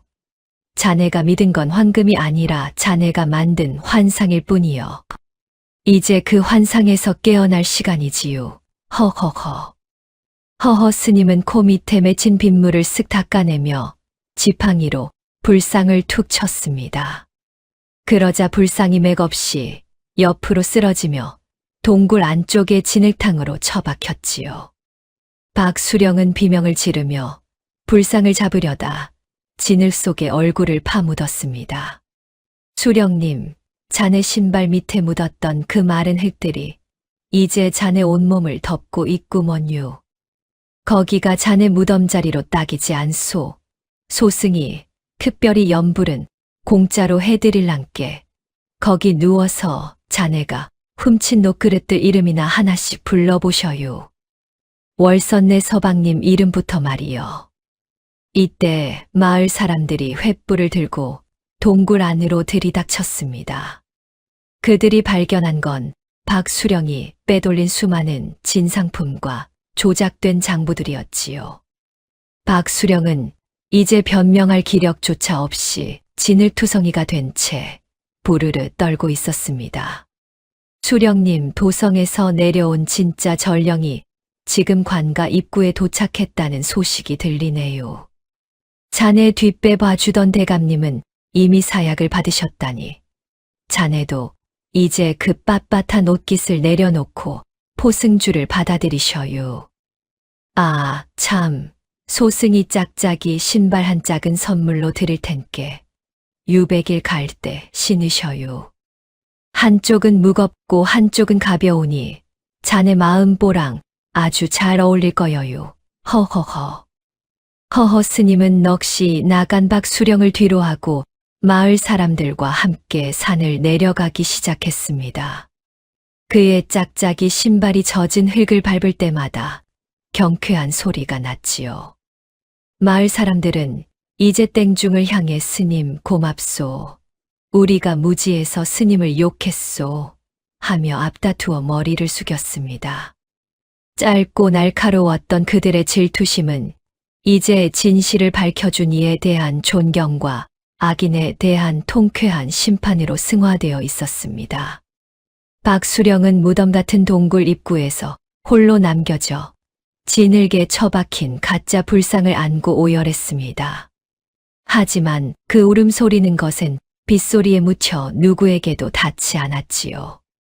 숙종 시절의 정국만큼이나 극적이었던 이 소동은 결국 탐욕이 빚어낸 황금 불상이 진흙덩어리로 변하며 막을 내렸습니다. 거 보셔요, 동네 사람들아. 금보다 귀한 건 사람 마음이고 그 마음 속이는 놈은 지옥불보다 무서운 민심의 불에 타 죽는 법이지요. 자, 이제 월선내 주막 가서 따뜻한 국밥이나 한 그릇. 하세나, 오늘은 내가 쏜단께 물론 돈은 수령님 금고에서 나온 걸로 말이여. 허허허. 허허 스님의 호탕한 웃음소리가 밤안개를 가르며 온 고을에 울려 퍼졌습니다. 그것은 악인의 몰락을 알리는 조종이자 억눌렸던 백성들의 가슴을 시원하게 뚫어주는 승리의 함성이었답니다. 수령님, 아니 이제는 박씨라고 불러야겠구먼요. 거 유백일 떠나는 양반 신세가 아주 처량하시네. 비단 도포 대신 거친 삼배옷 입으니 피부가 아주 가렵지요. 그게 다 자네가 뺏은 백성들 땀방울이 가시가 되어 도단한 거여요. 허허허. 이놈의 중놈. 내 반드시 살아 돌아와 내 놈의 그 얄미운 혓바닥을 잘라버릴 것이다. 내 배후에 누가 있는지 잊었느냐. 도성의 대감님들이 가만히 계실 줄 아느냐. 고을 입고 포박된 채 압송되는 박수령과 그를 배웅 나온 허허 스님이 마지막으로 마주 섰습니다. 박수령은 빳빳하게 풀을 먹였던 관복 대신 꾀죄죄한 죄수복을 입고 있었지만 여전히 탐욕의 미련을 버리지 못한 채 희번덕거리는 눈으로 소리를 질러댔지요. 숙종 시절 권세에 미친 자들은 제 목에 칼이 들어와도 그 권세가 영원할 줄 착각하곤 했답니다. 하지만 허허 스님은 그런 박수령의 발치에 짝짝이 신발 한 짝을 툭 던져 주었습니다. 길가에 모여든 마을 사람들의 비아냥은 이제 축제 분위기였습니다. 그들의 혓바닥은 마지막까지 자비가 없었지요. 야, 저 박수령 놈 꼴 좀 봐라. 엊그제까진 우리를 개돼지 보듯 하더니 이제는 지가 개장수한테 끌려가는 게 꼴이네. 그러게 말이여. 유배지가 전라도 끝자락 섬이라던데 거기 가서도 그 잘난 녹그릇 불상이나 껴안고 사시나 보지. 중놈아, 저놈 신발은 왜 주냐? 그냥 맨발로 자갈길 걷게 냅두지. 에라이, 저 중놈도 참 속도 좋아. 저런 악질한테 선물을 다 주네. 근데 말이여, 저 땡중 덕에 우리 집 롯데야 찾은 거 생각하면 진짜 절이라도 100번 해야 해. 이제 보니 저 중놈이 진짜 생불이었어. 마을 사람들의 공격적인 환호성이 들판을 울리자 박수령은 분에 겨워 거품을 물고 쓰러질 듯 비틀거렸습니다. 수령님, 자네가 준 그 금송아지 덕분에 월선내 주막국밥이 오늘 하루 공짜라네요. 자네가 훔친 게 결국 백성들 뱃속을 채우는 데 쓰이니. 이 얼마나 보람찬 일이오. 자네는 섬에 가서 파도 소리나 들으며 자네 죄가 몇 근이나 되는지 계산이나 해보셔요. 아마 그 섬 전체 흙보다 무거울 텐디. 허허허. 허허의 마지막 일갈에 박수령은 넋이 나간 듯 허공을 향해 손질을 하다 나졸들에게 끌려갔습니다. 그의 오만했던 권세는 이제 길가에 굴러다니는 개똥보다 못한 신세가 되어 역사의 뒤안길로 사라졌지요. 이때 마을 사람들이 허허 스님을 애워싸며 저마다 보따리를 내밀었습니다. 스님, 어디 가시려우? 우리 고을에 남아서 큰 절 하나 차리시지 그래요. 우리가 기와 한 장씩 다 보태드릴 텐께. 맞아요. 스님 같은 분이 계셔야 저런 도둑놈 수령이 다시 안 나오지. 여기가 지은 떡이랑 새 집신 한 켤레 챙겨가셔요. 제발 그 짝짝이 신발 좀 버리고 말이여. 허허 스님은 마을 사람들이 준 새 집신을 물끄러미 보더니 다시 비죽 웃으며 그것을 월선에게 건넸습니다. 코 밑에 맺힌 콧물을 손등으로 쓱 닦아내며 그는 보찜을 고쳐 맸지요. 아이고, 새 신으면 소승 발가락이 놀라서 걸음을 못 걸어요. 소승은 이 짝짝이 신발이 딱 좋소. 한쪽은 백성들 아픔을 느끼라고 무겁고 한쪽은 부처님 미소처럼 가벼우니 이보다 더 좋은 신발이 어디 있겠소. 고을 사람들아, 수령놈은 갔어도 자네들 마음속에 있는 그 노란 욕심은 아직 안 갔단께. 그거 잘 다스리고 사셔요. 안 그러면 소승이 다시 나타나서 자네들 장판 밑까지 싹 다 뒤질 텐께. 허허허. 허허 스님의 농담 섞인 경고에 마을 사람들은 찔리는 듯 껄껄 웃었습니다. 허허는 지팡이를 짚고 노을이 지는 고개 너머로 천천히 걸음을 옮겼습니다. 짝짝이 신발이 흙길을 밟을 때마다 털컥 털컥 소리가 났지만 그 소리는 그 어느 악기 소리보다 경쾌하고 맑게 울려 퍼졌지요. 꽃은 피었다 지고 물은 흘러가는데 이놈의 세상 욕심은 끝이 없구나. 짝짝이 신발 끌고 이 산 저 산 넘어가니 내 집은 하늘이요.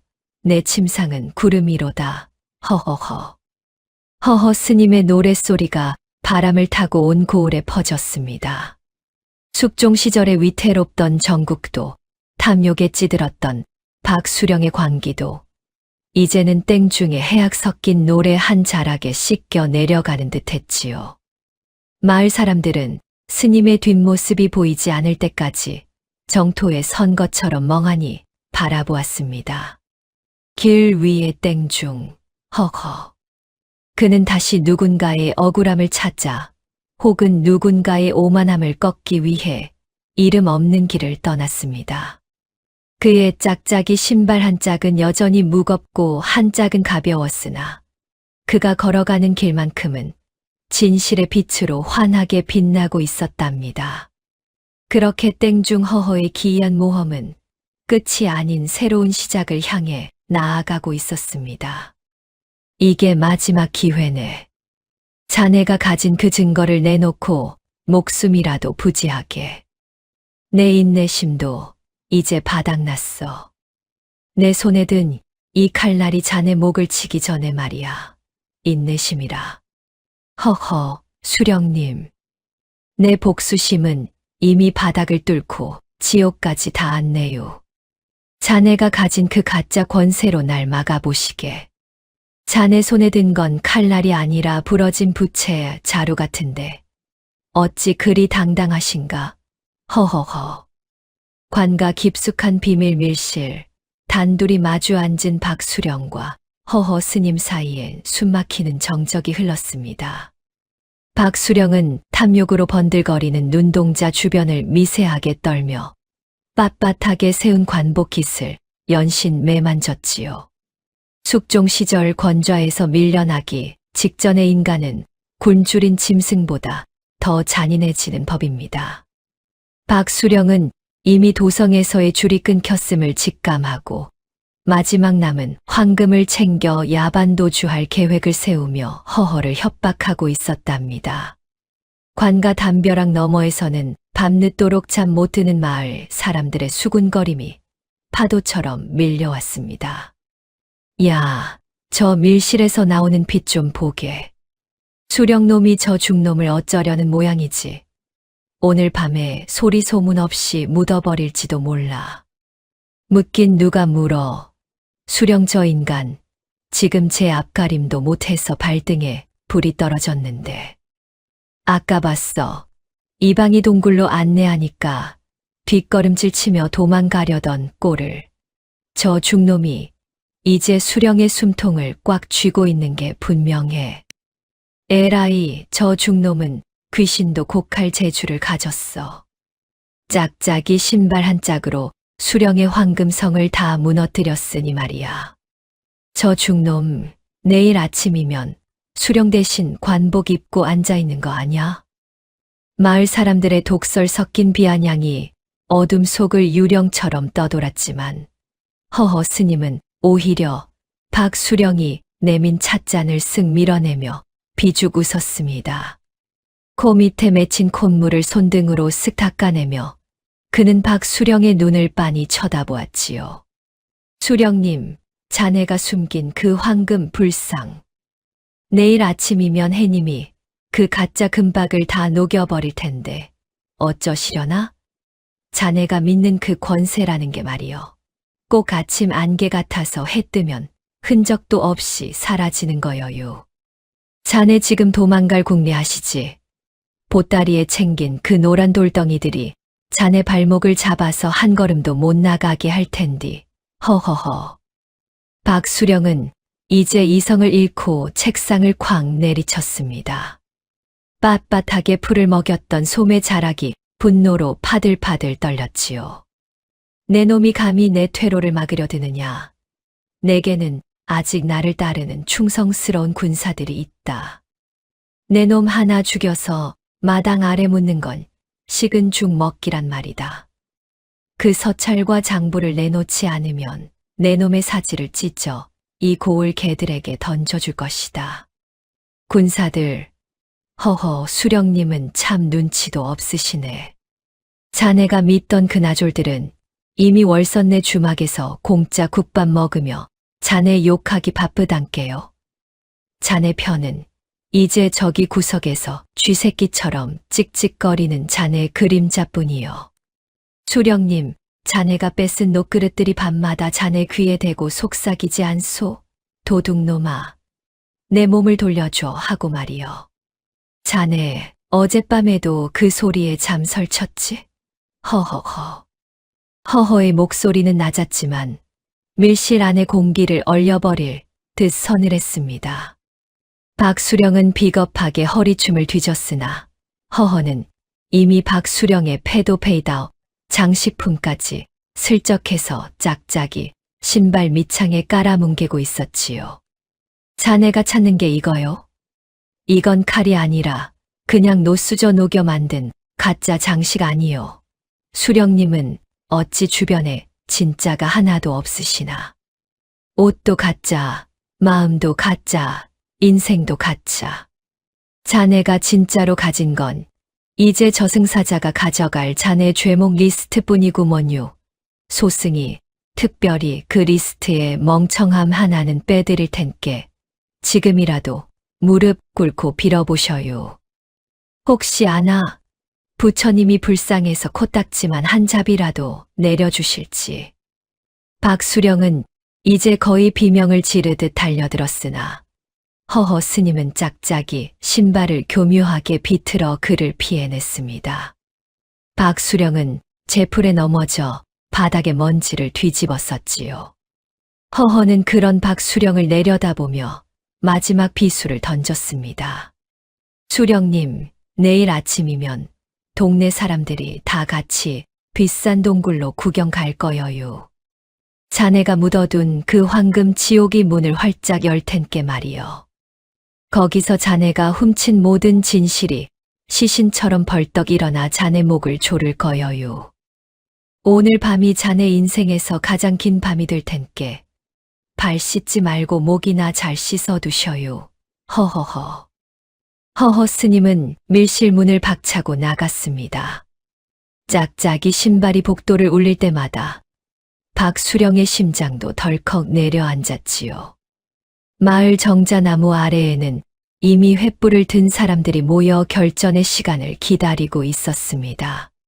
숙종 시절의 전국만큼이나 폭발 직전의 긴장감이 고을 전체를 감싸 안았고 박수령은 어둠 속에서 홀로 떨며 자신의 성이 무너지는 환청을 듣고 있었습니다.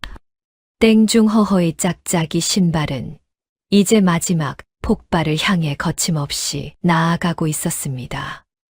14장의 대폭발이 일어나기 전 고요하지만 서늘한 폭풍전야의 공기가 고을을 가득 채우고 있었답니다. 결국 자네가 숨기려던 진실이 이 처참한 몰골이었나.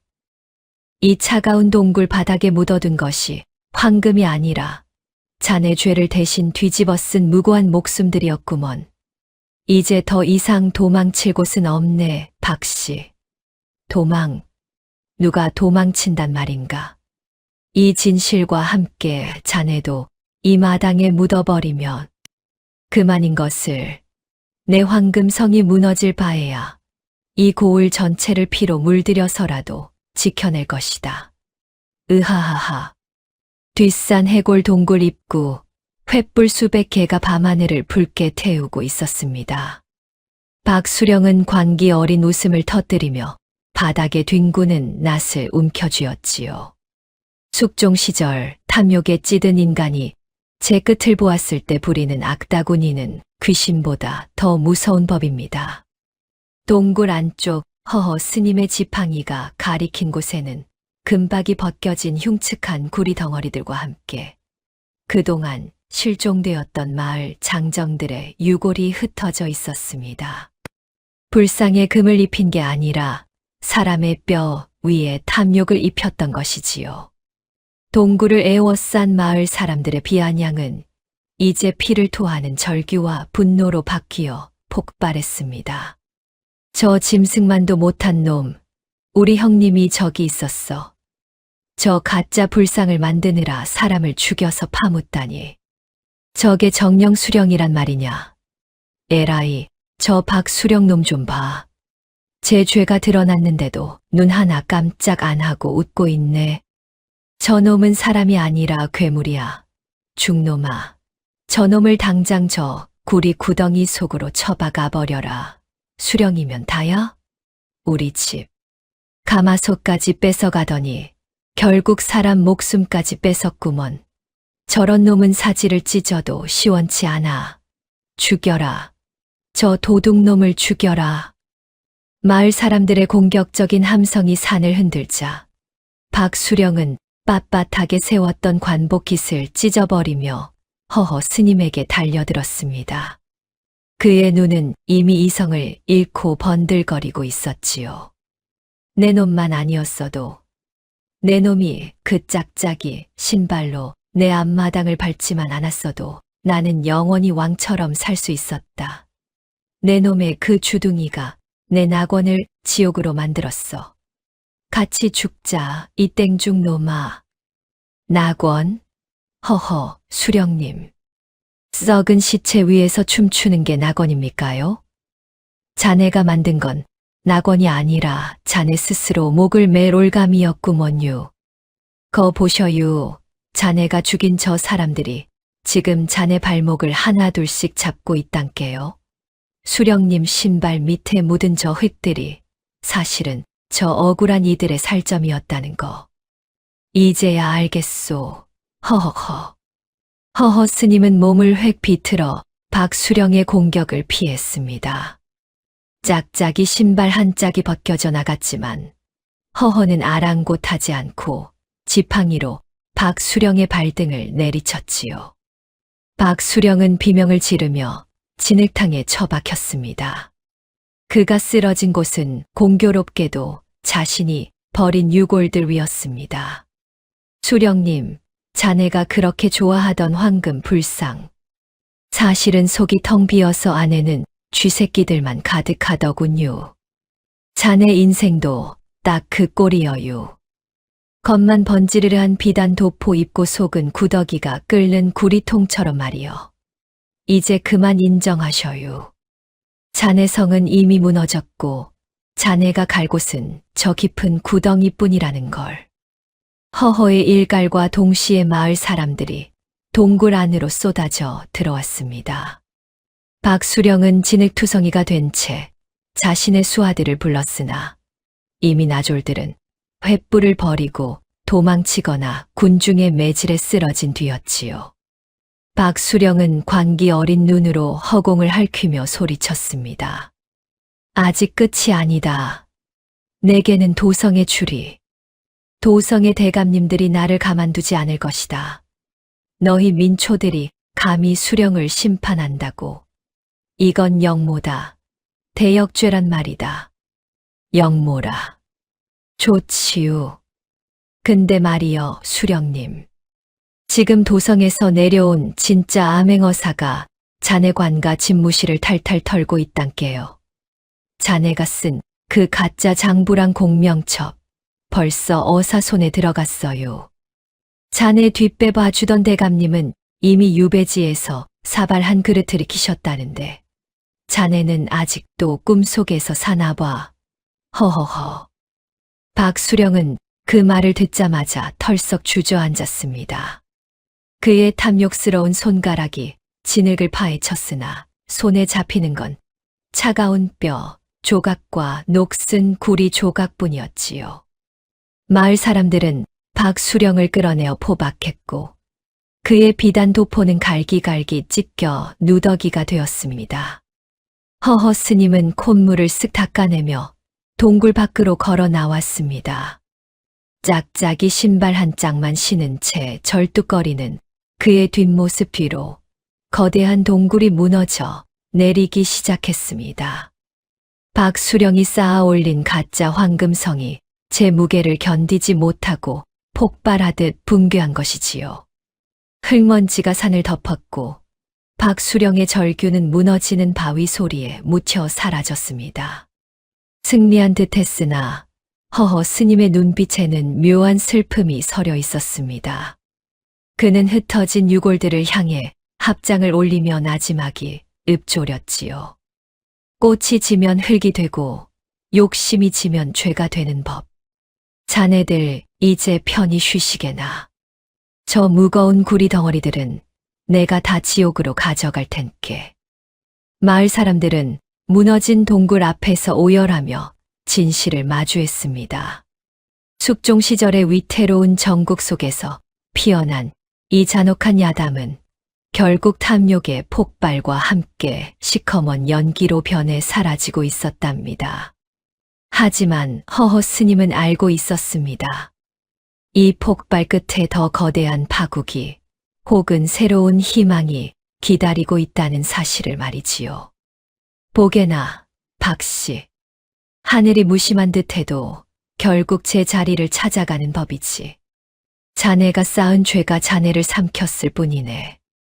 거 유백일 가는 양반 신세가 아주 처량하구먼요. 어찌 일이 될 줄 알았겠나.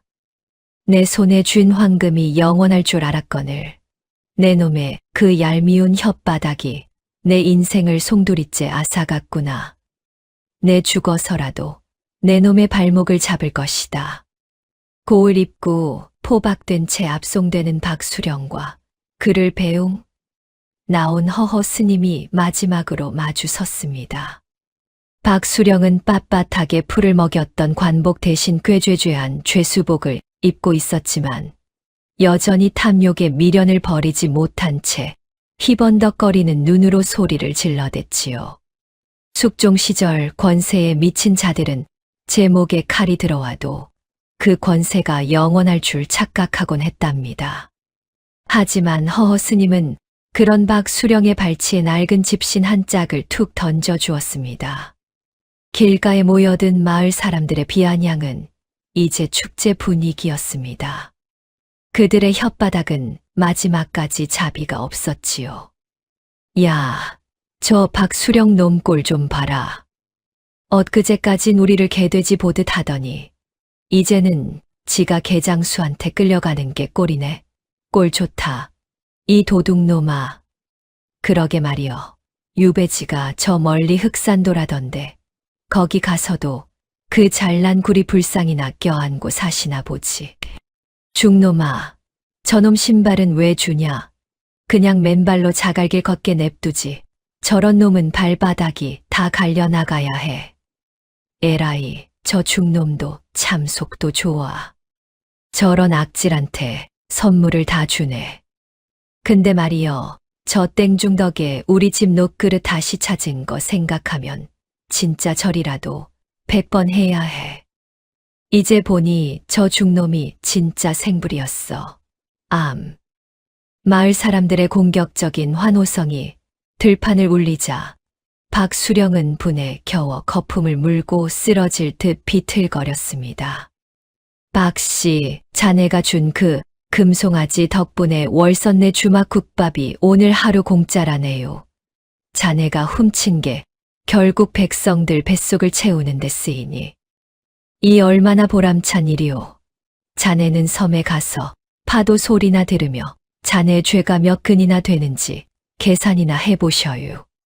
아마 그 섬 전체 흙보다 무거울 텐디. 허허허. 허허의 마지막 일갈에 박수령은 넋이 나간 듯 허공을 향해 손질을 하다 나졸들에게 끌려갔습니다. 그의 오만했던 권세는 이제 길가에 굴러다니는 개똥보다 못한 신세가 되어 역사의 뒤안길로 사라졌지요. 이때 마을 사람들이 허허 스님을 애워싸며 저마다 보따리를 내밀었습니다. 스님, 어디 가시려우? 우리 고을에 남아서 큰 절 하나 차리시지 그래요. 우리가 기와 한 장씩 다 보태드릴 텐께 제발 가지 마셔요. 맞아요. 스님 같은 분이 계셔야 저런 도둑놈 수령이 다시 안 나오지. 여기가 지은 떡이랑 새 집신 한 켤레 챙겨가셔요. 제발 그 짝짝이 신발 좀 버리고 말이여. 보기만 해도 내 발이 다 아프네. 허허 스님은 마을 사람들이 준 새 집신을 물끄러미 보더니 다시 비죽 웃으며 그것을 주막 주인 월선에게 건넸습니다. 코 밑에 맺힌 콧물을 손등으로 쓱 닦아내며 그는 낡은 보찜을 고쳐 맸지요. 아이고, 새신 신으면 소승 발가락이 놀라서 걸음을 못 걸어요. 소승은 이 짝짝이 신발이 딱 좋소. 한쪽은 백성들 아픔을 느끼라고 무겁고 한쪽은 부처님 미소처럼 가벼우니 이보다 더 좋은 신발이 어디 있겠소. 고을 사람들아, 수령놈은 갔어도 자네들 마음속에 있는 그 노란 욕심은 아직 안 갔단께. 그거 잘 다스리고 사셔요. 안 그러면 소승이 다시 나타나서 자네들 장판 밑까지 싹 다 뒤질 텐께. 허허허. 허허 스님의 농담 섞인 경고에 마을 사람들은 찔리는 듯 껄껄 웃었습니다. 허허는 지팡이를 짚고 노을이 지는 고개 너머로 천천히 걸음을 옮겼습니다. 짝짝이 신발이 흙길을 밟을 때마다 털컥, 털컥 소리가 났지만 그 소리는 그 어느 악기 소리보다 경쾌하고 맑게 울려 퍼졌지요. 꽃은 피었다 지고 물은 흘러가는데 이놈의 세상 욕심은 끝이 없구나. 짝짝이 신발 끌고 이 산 저 산 넘어가니 내 집은 하늘이요 내 침상은 구름 위로다. 사람들은 말합니다. 그날 이후 박수령은 섬에서 평생 흙만 파먹다 죽었고, 허허 스님은 지금도 어느 마을에선가 짝짝이 신발을 끌며 탐욕을 비웃고 있다고 말이요. 허허허. 허허 스님의 노랫소리가 바람을 타고 온 고을에 퍼졌습니다. 숙종 시절에 위태롭던 정국도, 탐욕에 찌들었던 박수령의 광기도 이제는 땡중에 해악 섞인 노래 한 자락에 씻겨 내려가는 듯 했지요. 마을 사람들은 스님의 뒷모습이 보이지 않을 때까지 정토에 선 것처럼 멍하니 바라보았습니다. 길 위의 땡중, 허허. 그는 다시 누군가의 억울함을 찾아 혹은 누군가의 오만함을 꺾기 위해 이름 없는 길을 떠났습니다. 그의 짝짝이 신발 한 짝은 여전히 무겁고 한 짝은 가벼웠으나 그가 걸어가는 길만큼은 진실의 빛으로 환하게 빛나고 있었답니다. 그렇게 땡중 허허의 기이한 모험은 끝이 아닌 새로운 시작을 향해 나아가고 있었습니다. 여러분, 오늘 이야기가 주는 가르침은 명확합니다. 남의 것을 탐내면 결국 제 것을 잃게 된다는 것. 그리고 진실은 짝짝이 신발보다 더 투박하게 우리 곁을 지키고 있다는 사실이지요.